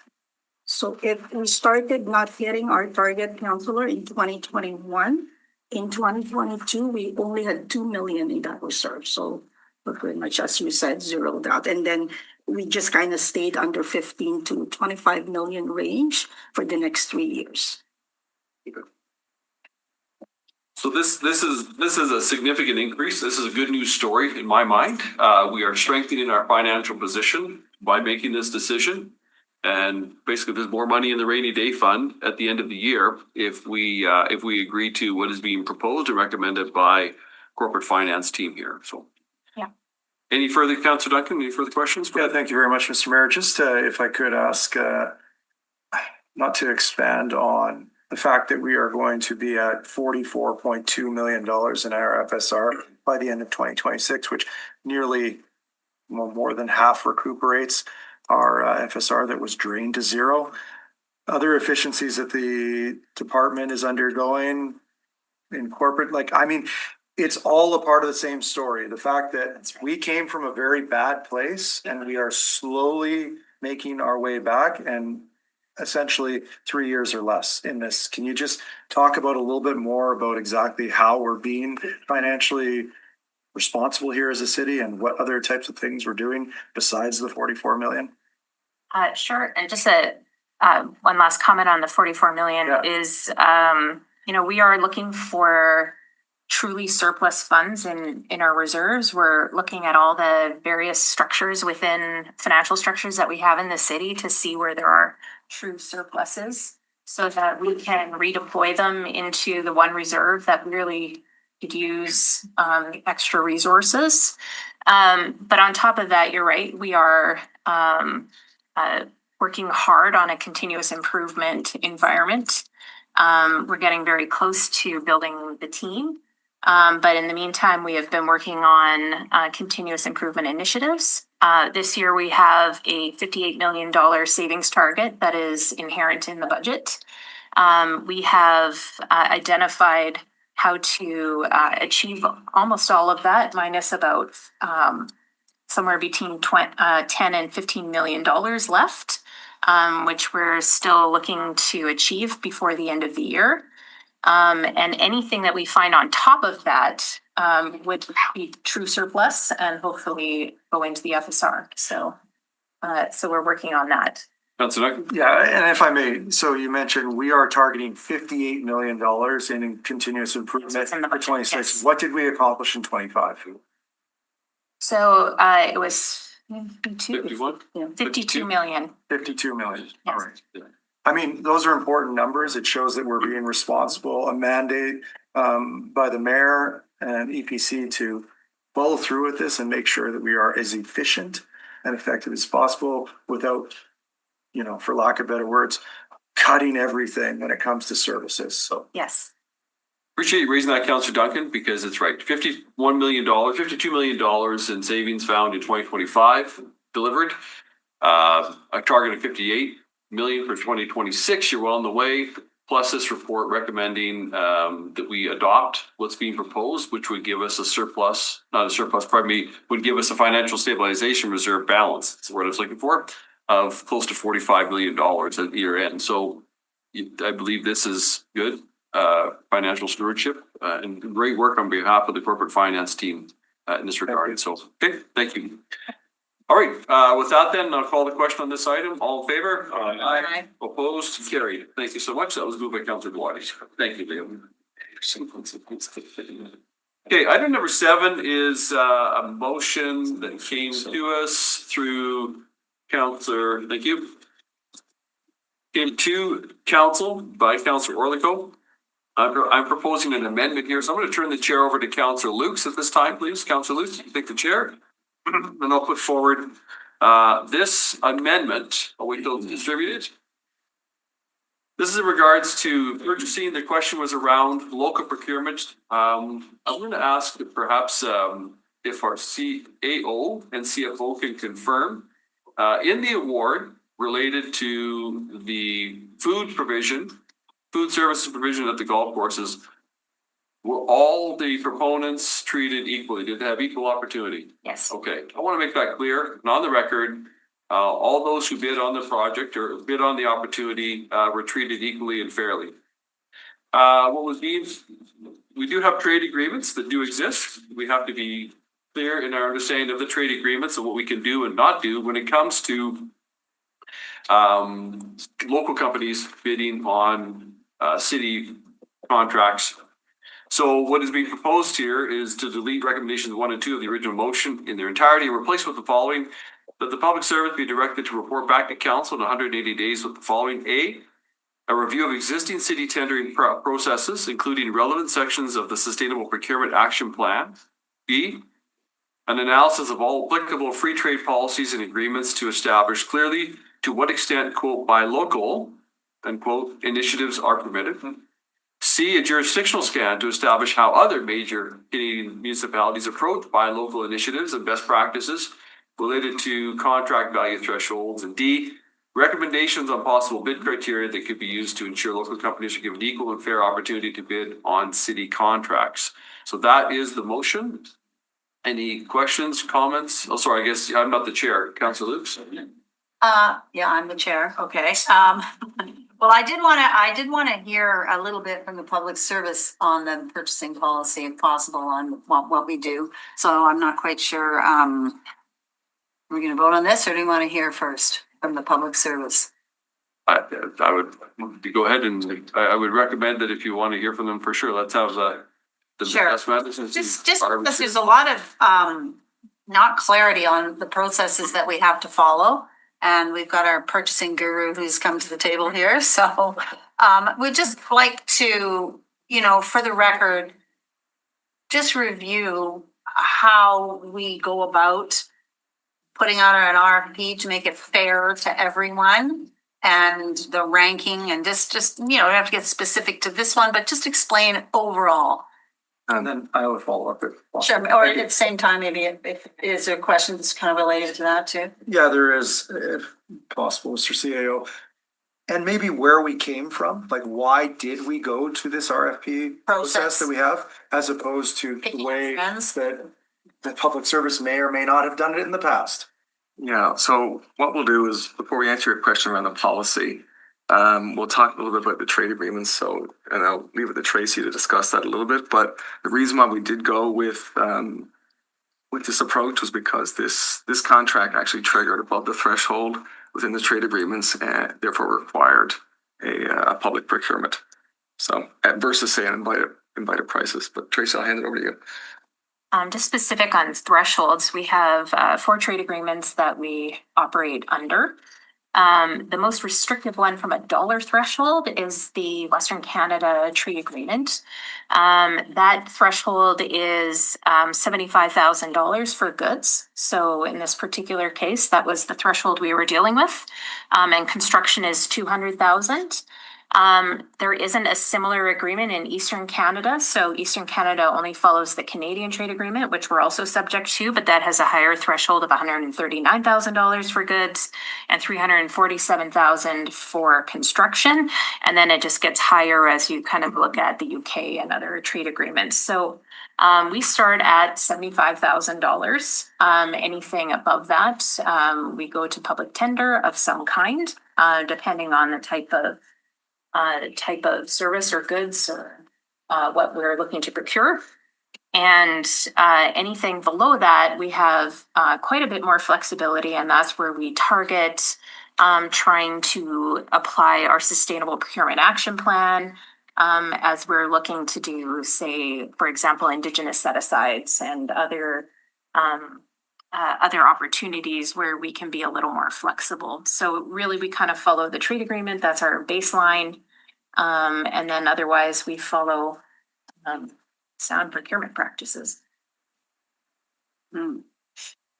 So this motion of the mayor's is going to review the existing city tendering processes. It's an analysis of applicable free trade policies, jurisdictional scan, how other Canadian municipalities approach buy local, and any recommendations. It sounds like we're very restricted. I mean, this will make us, or we'll have you folks come back to us with a report, but it sounds like, you know, we're very restricted on the processes that we have to follow, which I guess is a segue to Councillor Duncan's question. Yes. You know, the first thing that comes to mind is, you know, the processes used for the police headquarters that maybe weren't following these processes. So I don't know why, Mr. CAO, do we adhere to these? We're required to adhere to them by law. So, and as Tracy pointed out earlier, the Western provinces are actually a little bit more restricted because we're bound by NUAPTA, Northwest Partnership Trade Agreement, versus say our neighbors to the east, say Ontario, they are not bound by NUAPTA. They are bound by the CFTA. So they have a little more flexibility in terms of local procurement or under the threshold. I have a question. Though the whether it's the Northwest Trade Agreement and others, those threshold numbers, when were they set? Like, how old are those numbers? Those thresholds, are they 5, 10 years old, probably? Up to 10. Up to 10 years old? Okay. 2019 was the NUAPTA one. Of course, we don't set But the those. Canadian one has moved. It started at 100 Yeah, and it's up to 130 now. So okay. the north of us, the New West Trade Agreement has not moved since. Right. And of course, we don't set those thresholds. Those are set by provinces, really, that are involved in that partnership. And that's The new APTA thresholds are static. They have not changed. The CFTA do change a little bit from year to year. That's done by Canada. Okay, so this was sparked by a recent award of a contract. Yes. So layman's terms for Winnipeggers who are mad about this. Why can't I just award something to my buddy because they're doing such great work for the city and because they're local? Why can I not do that as the city of Winnipeg? Well, the awarded value of that contract was well above the $75,000. They're such a good business partner for the city of Winnipeg, and they employ people, and they're directly contributing to our economy. Why can we not just give them the contract? If we would do that, yeah, I mean, there's a number of different answers to that. Tracy's correct. We're above the threshold. We're required to tender publicly above the threshold, which is 75,000. In this situation, this contract exceeded 75,000.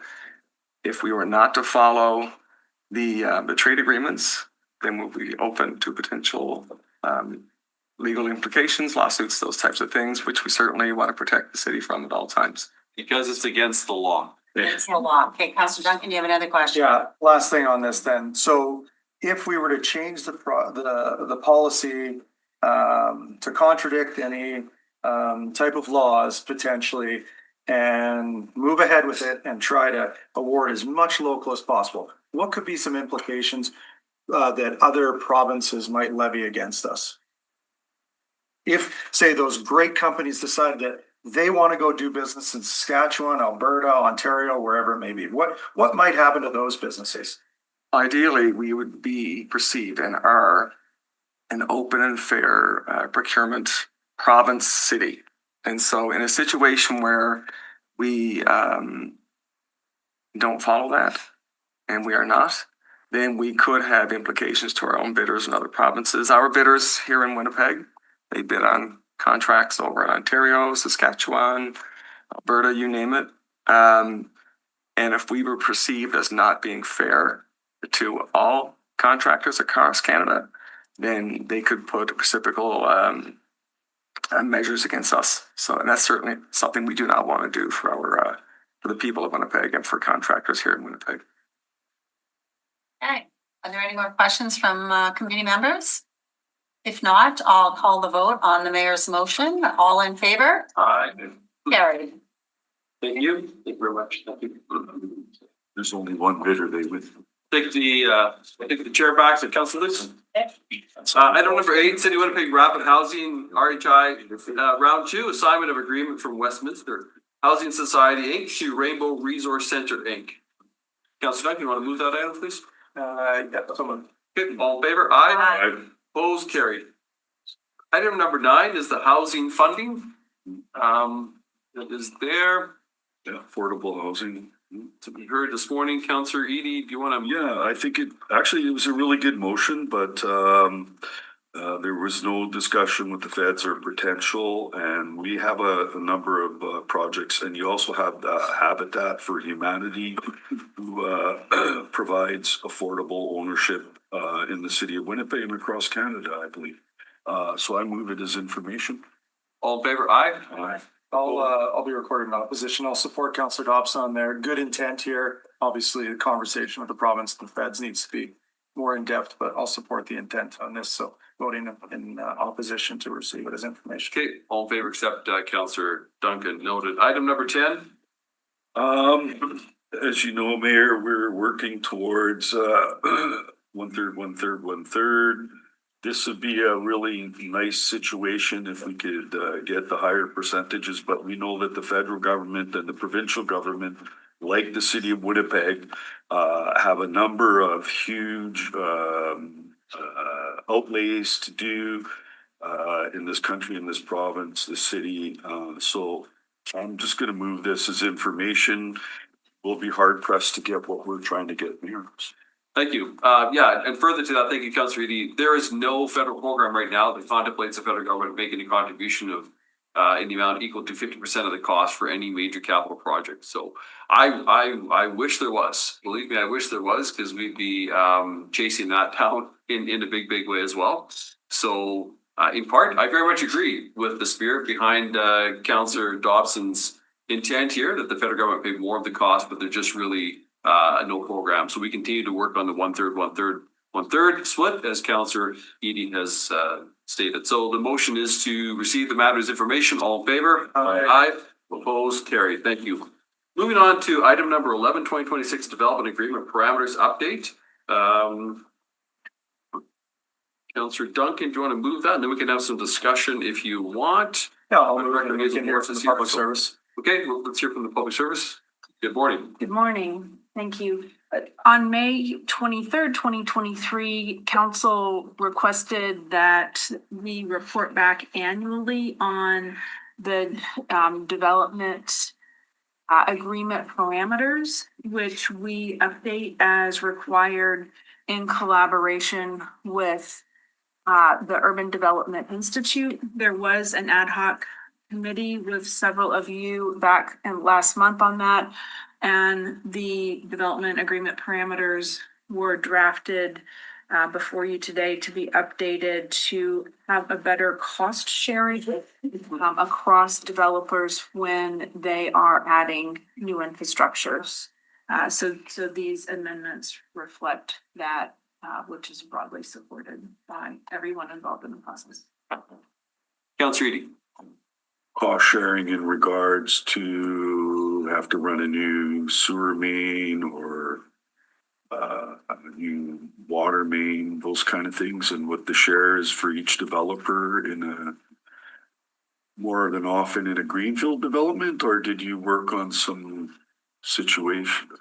Did you hear about situations where we're doing lots of infill? This would apply to both infill and greenfield, but you're gonna see it more frequently in infill where the infrastructure required for the expanded development would be shared across a number of individuals. There's not a fiscal impact to the city because the developers true up or pay each other for that shared infrastructure. Oh, is that the change you're making? Yes, yeah, well, the biggest change in this is that for the first 5 years of whoever put the pipes in first, then the second person in would pay them 6% plus the consumer price index. Then after the 5 years, they would only pay them consumer price index of escalating the value of that infrastructure for their percentage of it. So that the first person in just isn't bearing all of the interest burden on enabling, this growth enabling new infrastructure. So will we be holding funds in some account ourselves, or is this totally gonna be the private developers team? It's the private developers doing it. Okay.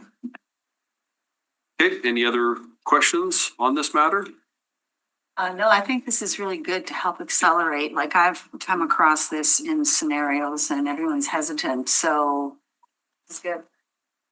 Yeah, I think it is, and I want to commend obviously yourself as director, Director Boris, and then also your team, but also the development community as well. You get together at the table and figure these matters out. And we want to see more development happen and happen quicker, but obviously there needs to be a mechanism by which those developers that are fronting these costs, get to recoup some of the funds that they lay out initially that others tap into later on. So for services that others tap into later on. Okay, any questions or further? Okay, with that, I'll call the question. All in favor? Aye. Aye. Opposed, carried. Thank you so much. Moving on then to item number 12, proposed opening on the west side. I'm wondering, do we deal with all 13 and 14 together? If you'd be willing, Mr. Mayor, I'll move 12, 13, 14 on this. Okay, all in favor? Aye. Aye. Opposed? No, it's just. Yeah, concur the recommendations. Thank you very much. Moving concurrence. Thank you. Yes, public service recommendation. That's all I'm looking at. All right. So item 16 we dealt with. Item 15 is related to Bill 48, which is the Protective Detention and Care of Intoxicated Persons Act. What I'd like to do maybe is move that we go in camera on this. So I'm going to turn the chair over to Councillor Lukes. And I'm going to move that we go in camera because I do have some questions for our legal team that I think we need to talk about here. So with that, we'll just have the room. Yeah, so we'll have the audio. Take a look, the audio and video. We'll ask people. Oh, we need a motion to go in camera. All in favor? Aye. All in favor? Aye. Carried. Thank you. Aye. Okay, we'll kill the feed. Okay, thank you. We're back live at our Executive Policy Committee meeting. I do recognize that it's noon, but I think we're going to carry on with our agenda today. The first item was I do need a motion to receive the verbal information and update from our legal team as information. Councillor Duncan so moves. All in favor? Aye. Opposed? Carried. I'm going to turn the chair back to Councillor Lukes, if that's okay, because further to the conversation we had at the top of item number 1, I do have a motion that has been prepared related to, if I can introduce it, Councillor Lukes? Yes. Thank you. It's a motion related to, pardon me? Suspension of the rules. Oh, so I move suspension of the rules. Thank you. Suspension of the rules Don't deny any for a business. new motion. All in favor? Aye. Carried. Thank you, Councillor Brody. It's related to the sale of Pantages Annex parcel to the Performing Arts Consortium of Winnipeg, Inc. And you can see the whereases, be it resolved, public service be directed to report back to the Standing Policy Committee of Property and Development in 30 days, including a report by the Independent Fairness Commissioner to declare the subject parcel surplus upon legal transfer of the parcel for $1 and transfer it to the Performing Arts Consortium Winnipeg Inc. For $1 as an additional city contribution to this major downtown cultural redevelopment project. I think there's an opportunity here for us to make a further contribution to this exciting Pantages project. And so, but we need to hear from our staff. So get the staff to report back on the details of this matter. It would include an independent fairness commissioner report as well. So that is my motion. Okay, that's the motion. Now, do we have any questions of anyone that wants to ask the mayor, or, so we're wanting it like just a full robust report back before we make a decision on this? Yeah. This is the goal. And do we, in 30 days? 30 days, quick. That's time. really Yeah, fast. quick Okay. turnaround. Can we do that, Mr. CAO? 30 days back here at EBC. Yes, we can actually. Yeah, Really? we're finalizing the report now. Okay. All right. Okay, well, if, are there any questions from anyone? We're getting a full report back, so that's good. All right. Okay, I'll call the question. All in favor? Aye. Carried.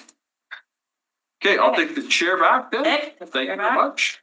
And we will move on to item number 1 of the audit committee, annual audited consolidated financial statements, City of Winnipeg for the year end December 31st, 2025. Councillor Bawadi? Thank you very much. Prepared to move this. Thank you. Okay, all in favor? Aye. Aye.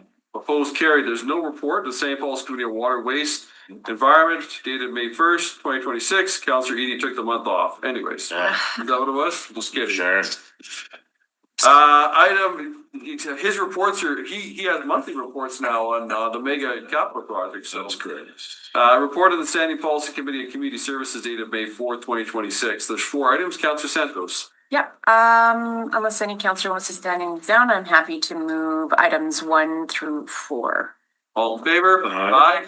Opposed, carried. Thank you. Moving on to the St. Paul's Committee on Public Works dated May 5th, 2026. Councillor Luz. Sure. I want to pull number 1, and I'd like to move consent agenda. All of these are pretty, well, they're great. You're getting funding. We're getting funding 2 through 6. I'll call the question on 2 through 6. All in favor? Aye. Opposed, carried. Item 1 is proposed transit changes for September 2026 implementation. Councillor Lukes, I'll turn it to you. I see we do have a transit team here. Okay, that's good. We've got transit coming up. So I guess, thank you very much, Mr. Radstra and Mr. Yuanqiu. I'd just like you to highlight what changes are occurring. And I'd like you also to just discuss a bit about the bus stops. And I didn't ask the did you know question to the delegate, but as I recall, the majority, I think unanimously, council approved to do the bus stops and shelter after we did the route change. But if you could highlight his some of the things and address some of his concerns, I think they're valid. So talk about the changes. The changes, okay. This is it's a series of smaller changes that we have. So I'll just go through them one by one, the maps that are in the appendix. So currently FX4 goes around to the west side of Polo Park. The only reason that the FX4 ever went there, or that any routes went there, is because there wasn't a curb cut on Portage Avenue in front of Polo Park, or signals that would allow buses to turn left out of the terminal to head back towards downtown on Portage. We're doing that work this summer jointly with Public Works. So by the time fall schedule goes into effect at the beginning of September, we'll be able to have buses pull straight out of there. So we're moving the FX4 now into a better location at the main terminal in Polo Park. And that just allows for better transfers and better access to one of the most frequent services in the city. D18, so this is a very minor change to this route. Currently, you can see on here, we have northbound buses going on Tecumseh and southbound buses going on Arlington. The turn onto and off of Tecumseh, both at William and at Notre Dame at an unsignalized intersection, really isn't working well for us. And we actually had to move off of Tecumseh onto Arlington for a time due to construction, and it just worked a lot better. So what we want to do is just formalize putting the route onto Arlington instead of Tecumseh. But Health Sciences Center is still served in the same way because all the stops on William for the D18 are still observed by the D18.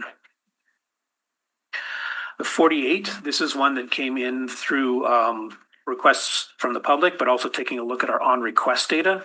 Lots of people were using on-request or were just asking us to have a regular fixed route that goes between Kildonan Place and all the retail areas across Regent Avenue, so the Walmart Superstore and whatnot in Crossroads Center.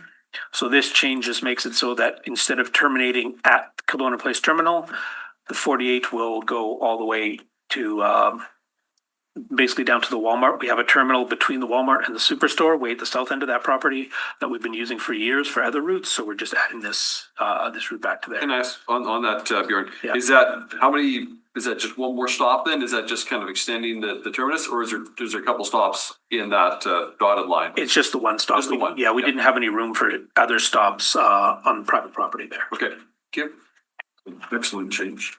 Councilor Bwani? Just with the changes that went in April to the FX4, there's some morning runs that don't start from Knowles and some PM routes that don't start from Polo Park. Is that the continued plan for September? Yeah, we're taking a look at what the ridership is at the different times of day. So what we found is that outside of basically peak periods, there's not a lot of people taking the FX4 further north than McLeod on the FX4. So we're ending some of those trips at McLeod instead of taking them all the way up to Knowles. No, it's starting, looks like. There's that as well, and then also coming No, south. right now the current schedule doesn't have any that don't go to Knowles. Right, we were only able to do about half of them for the April change. So we'll get to the rest of them. Oh, so there will be some that won't go. Right. Because right now, they have shrunk the route down because again, there's at least on Portage Avenue, you've got the duplicate of both having FX4 and the Blue Line. Yeah. From Polo Park at least going further east. So I mean, not having that first part starting in the PM rush hour, I don't think is a problem. So there's going to have to be buses in the PM rush hour now that aren't going to go to Knowles. You're saying starting in September. Probably not at rush hour.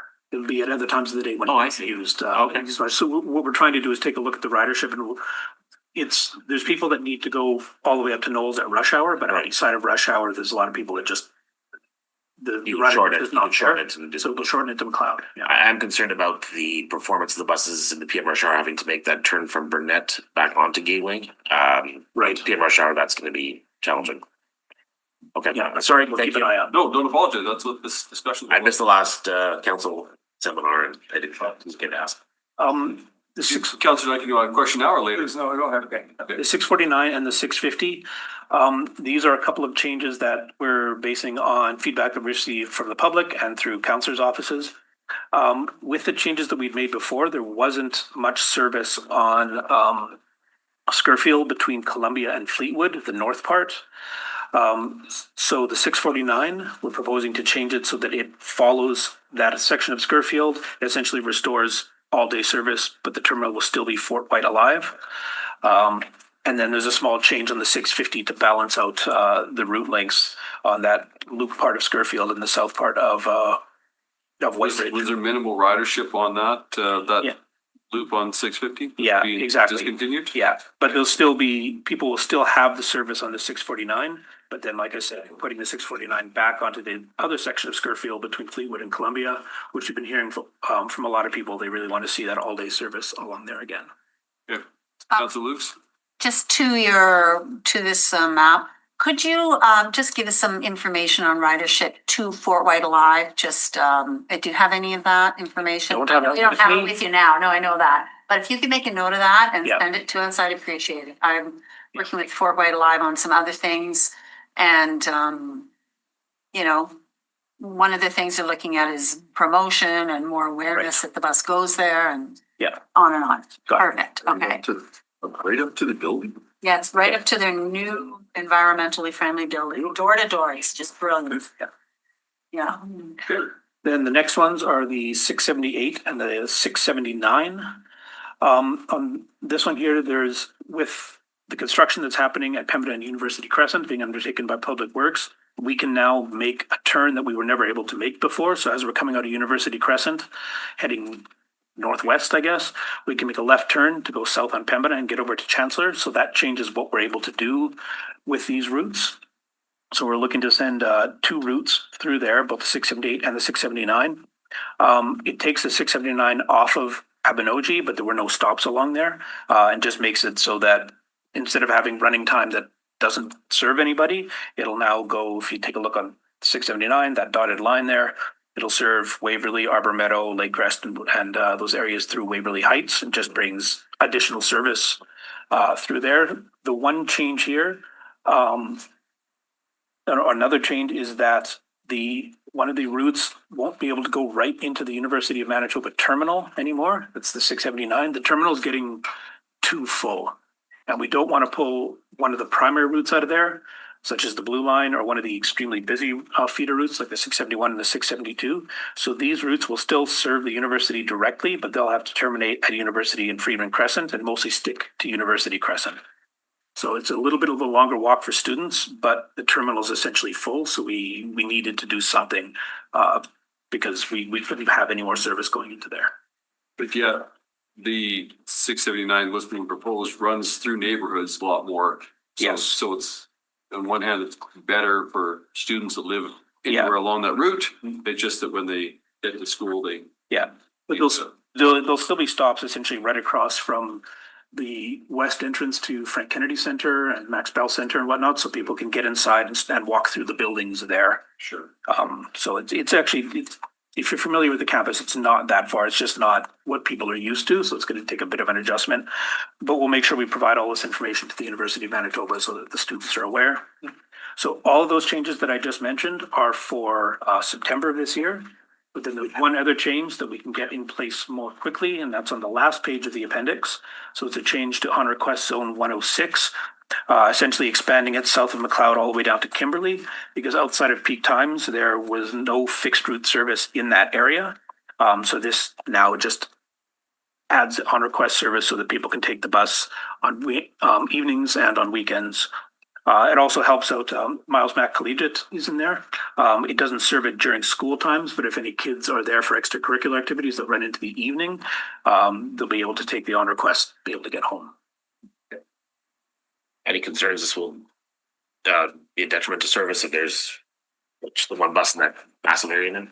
No, because we've got we have enough on here, enough service on here that it's performing decently well, and we also have what we call floater buses that can float between adjacent zones. So there's at busier times there's a bus that floats between the 105 and the 106. So that's why I've seen other buses that are WTO6 in the area. Yeah, exactly. Okay, thank you very much for these details, Councillor Duncan. Thanks. Okay, so not that I'm particularly interested in the on request 106, but I am interested in, is there data behind why it should be extended past McLeod? You have numbers for that. It's more the fact that there was no service south of McLeod at off-peak times, except on Henderson, Watt, and Gateway Raleigh. But there are feeder routes that operate at other times of the day during peak times. So it was just really, it was a blank spot on the map, and there was some service needed. So the current zone, what is the on request usage like? I don't have that in front of me, I'm afraid. That's something that we're going to be reporting on at the end of next month when we bring forward our annual service plan and our state of the system report. We'll have all the stats in there for all the on request zones where you're able to see the main productivity measure that we look at, which is boardings per service hour. Are we confident that this area, that the current zone is being utilized to an extent? Yeah. And that'll be reflected in the numbers. Yes. Compared to other on request zones, or like how are we going to figure out that it's being well used? In the state of the system report, what you'll see is the boardings per bus hour and for each of the zones, and you'll be able to compare them against each other. Most of them are, I don't have the numbers in front of me, but most of them are performing fairly well. And when we talk to the on request app provider that we use for the drivers and for passengers, they've told us that our boardings per hour are generally higher here than in most of the systems that they provide service to. So it's being really well used. The one exception to that is the 104, which serves Transcoda industrial area. And that one, we're not seeing much ridership. So over the next year, we're gonna have to figure out what to do with that one. The other on request zones are being quite well used though. So just to kind of expand, and perhaps you might not have the answer at your fingertips for this, but in these on request zones in general, what is the policy around what streets they can travel on? Because maybe not everybody else at this table, but I get lots of complaints that why is there a bus on my street? If the street can physically accommodate a bus, we'll allow the bus to be routed down there, but we've closed off a lot of streets, and it's really about the ability to access whichever bus stop it's trying to serve. So if there's one that really isn't working, let me know about that. We've done a fair bit of restrictions on them. When we've a street that was available for non-request bus, but we realized it's just not working because of the turning radius or something like that. So final question, Mr. Mayor, if I may. Yes. Are the bus drivers being directed to take the existing routes as the way to get to whatever location they're being requested to be at? Or are they just free for all cutting down any street they please? Because just to cap it off here, the message that I'm getting is that we don't know why they're coming down our street. They're maybe going to my neighbor's house. They're going wherever. It seems like completely random on what streets they're taking to get to whatever location. And if the street can accommodate, that's a whole nother issue because there are road restrictions that are not being adhered to. I'm assuming because it's a city asset that's going down it, but. It's generally just the shortest distance between 2 points. The way the app works for the driver, it's similar to if you use Waze or any GPS program in your car that gives you turn-by-turn directions. That's what the driver has. And unless we have closed off a street and said the bus shouldn't go down here, the app will just direct the bus to take the shortest path that will get them from wherever the pickup is to whichever stop to drop somebody off at. So the answer is they just go wherever the shortest route is. Wherever the shortest route is, yeah, unless we put in a restriction. And how do we go about putting in restrictions or keeping them on bus routes so that we're not disrupting communities that are not A, wanting, B, signed up for a bus on their street? If you send me an email, we can look into it, but I can't guarantee that we would restrict a street just because somebody doesn't like it, because what it could end up doing is cutting off service for somebody because a bus just now can't get between two different points. So but we can look into it. Sorry, I'm not looking to be argumentative here, but if they stay on the bus route, they should be getting to whatever pickup point they need to be at. But you can introduce a ton of inefficiency to the system if you've got to go between here and here, but we don't have a fixed route that follows that path, but the bus needs to get between these two. So if we sent them on the equivalent fixed route, it might go all the way around, but there's nobody being picked up over there because it's not a fixed route service. The idea is that the on-request service will get you between 2 points as quickly as possible, so we send them along the shortest route. So maybe perhaps then to your question, if you send an email on the specifics of one or two of the routes you're citing, that would help. Maybe you've done that, I'm not sure, but okay. Councillor Brody. Is it correct in my understanding that in the past, Dial-A-Ride Transit back when it was in Southdale and St. Boniface, and that was done with a smaller format bus, and that recently you haven't been able to get those types of buses, and that going forward for our on-request service, the intention is to acquire some smaller buses that perhaps may be less noticeable or even problematic on the more residential streets that these buses are traveling on. Correct. The 30-foot buses that we have are New Flyer buses, and I think they were built in the 90s, and we're still running them to the extent that we can on the on-request service, but we do have to put the larger buses on some of the services. Do you have any time frame as to when you think you may be able to acquire some on-request We are. buses in the 30-foot or even smaller range that are compatible with our current accessibility requirements and whatever else is out there? We are looking at some now and hoping to come forward at some point for review and approval. Thank you. It's further to Councillor Duncan's earlier question. Do we have buses that are violating road restrictions? Like the spring road restrictions? Because can we look into that? Because that shouldn't be the case. If we've got road restrictions, we shouldn't have buses of a certain weight. We're not allowing trucks of anything else of a certain weight during spring road restrictions. Sorry, to that point, Mr. Mayor, street sweepers are not allowed to go down granular roads until road restrictions are lifted.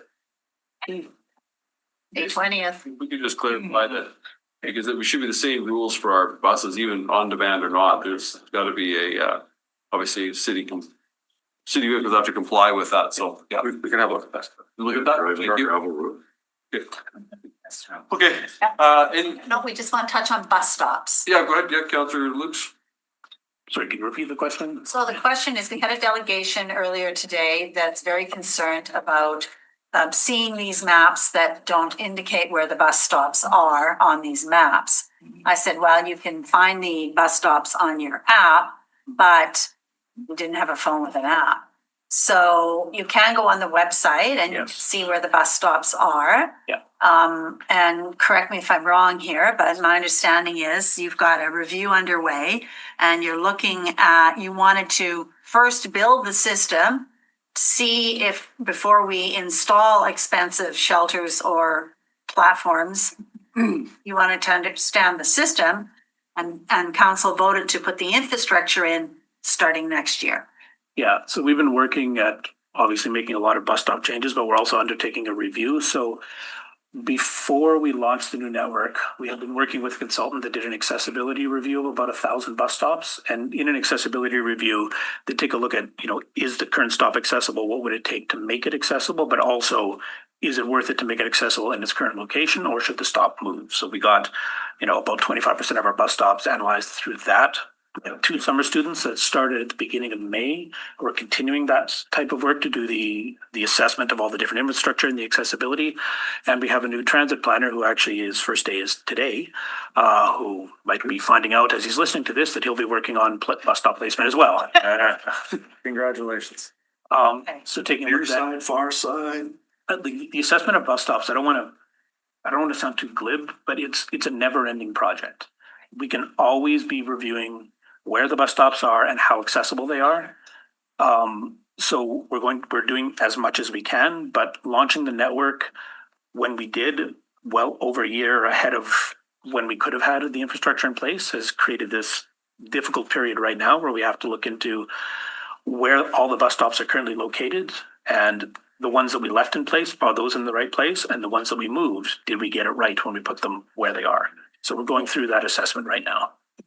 And when you talk about accessibility, you're talking about people, seniors. Yeah. Because that's the biggest complaint that I get is seniors are not being able to get to a certain bus stop because it's been moved further down and they don't want to walk during the winter time because of the sidewalks, et cetera. So is that also included in your? It's looking at that, looking at walking distances, but also it's just the infrastructure as well. Like, is there a sidewalk that connects to the bus stop? Is there a curb cut that somebody can get up the sidewalk level to get to the bus stop?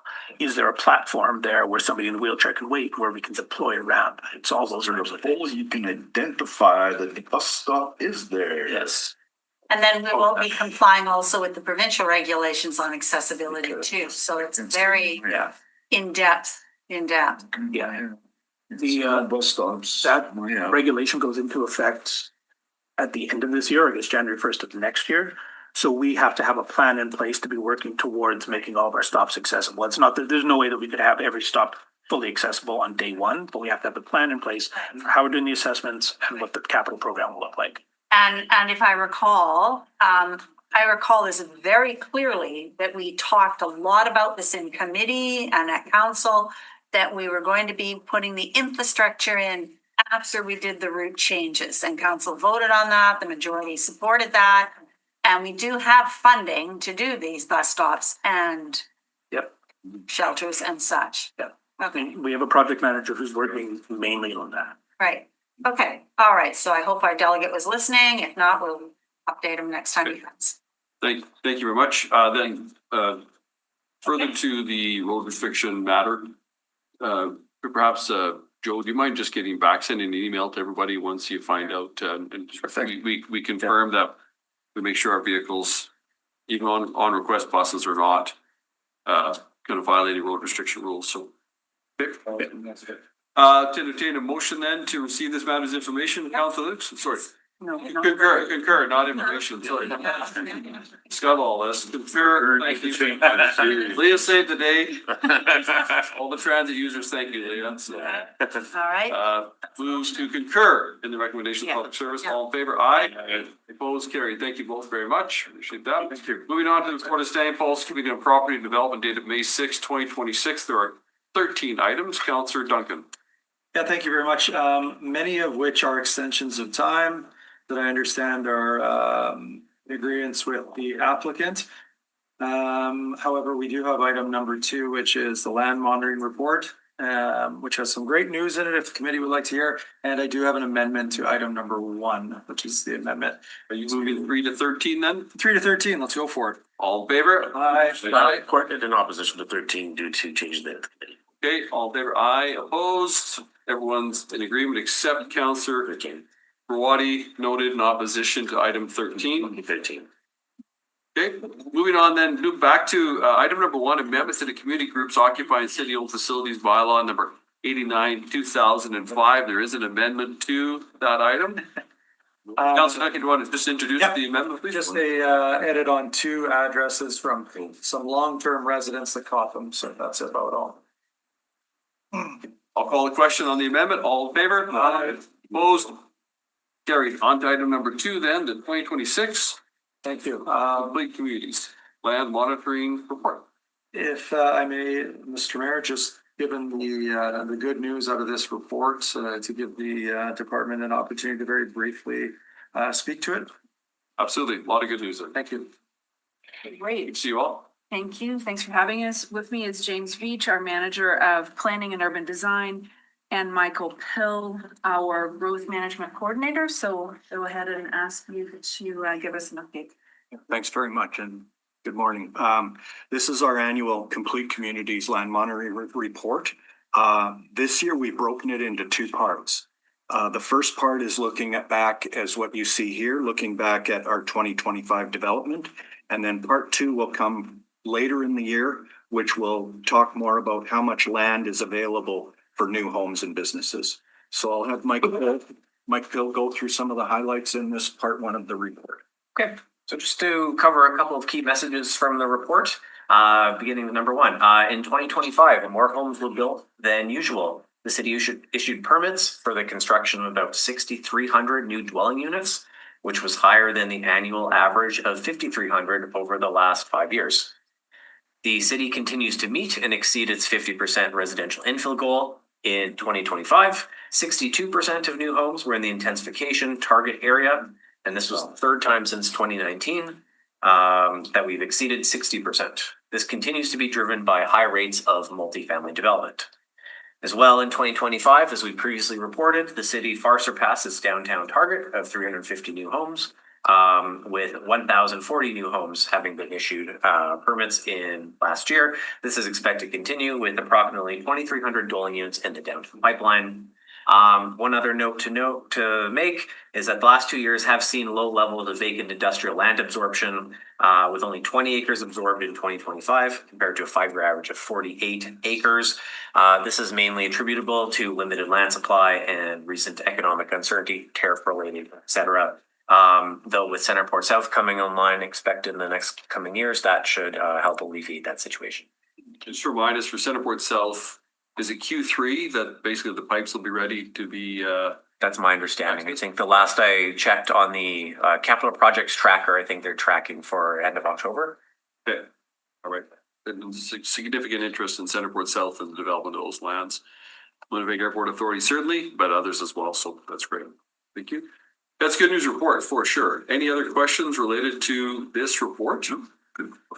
Councillor Zawadi. I'm just gonna follow up on the motion that was brought forward this morning by Councillor Dobson. Why isn't the market building greenfield starter homes, like, 900, like the first house I first lived in was built in the 1980s. It was on a small, relatively small parcel of land. It was 925 square feet. Is it the cost of servicing? Is it market tastes have changed, or is it like building codes that have changed that have just made them too difficult to build to build and market today? Just like why aren't they building starter single family detached homes today? Okay, I can take a first stab. You want to add in? Well, without any numbers available to me, I might argue. I think the market is to some extent building more starter single detached homes. I think if you see some of the new homes being built in new greenfield areas, I think they are, relatively small. I think we've heard from Qualico just as an example. They're exploring lots narrower than 25 feet. Which would be quite small. I think another piece of that is that like I think big homes and $500,000 plus price tags. No, there's some little lots, there's sections, they're experimenting with it, they're doing little lots to see if the demand is there. In my area, couple. And I can add to that, we've heard from Qualico that the 20-foot wide lots with a single detached home are being built right now and are selling really well. Okay. So it could be the economy of the price of the home too. Sure. Yeah, so they've asked if we could expand that pilot. It's a pilot project for 20-foot wide lots. 21 that we've done in Sage Creek, and they'd like to expand it to other areas, and so we're supportive of that. They said that people really enjoy the fact of being able to buy a single detached home, not having to buy a duplex or part of a townhouse unit. They really like the idea of still having their own walls, so it's really working well. But to that point, about the semi-detached dwellings, there's way more semi-detached and row house dwellings that are being built in greenfield neighborhoods than were a decade, 15 years ago. So I think to some extent as well, the answer is, well, today's semis and rows are yesterday's starter homes. I mean, What's a retail? I thought it was small at 38 feet, but I guess we're getting even smaller. Yeah, I think too that there is the, so you asked a question, Councillor. No, what's a retail neighborhood? You said a retail. greenfield. Oh, okay, Sorry. all right. A new term, I missed out, okay. No, new term. I think there is also the proverbial law of supply and demand. With the changes we've made through the Housing Accelerator Fund and other initiatives, we're making it easier for builders to build. And yes, they're building multifamily, but there should be a cascading kind of domino effect on housing types and how people move through housing types. And so more supply is good news for anyone renting or purchasing in any price point, really, because it does all, it makes more units available, which can drop the price a little bit as well. So it's good. Okay, any other questions? All right, Councillor Duncan has moved this item. All those in favor? Aye. Opposed, carried. Thank you very much. Thank you for your help today. Okay, there's no report on Stanicolas Community Finance and Development dated May 8th. There's no report there. But I'll turn to Councillor Eady for consent agenda and adjournment, please. Move consent agenda and adjournment, Mr. Mayor. All in favor? Aye. We are adjourned. Thank you.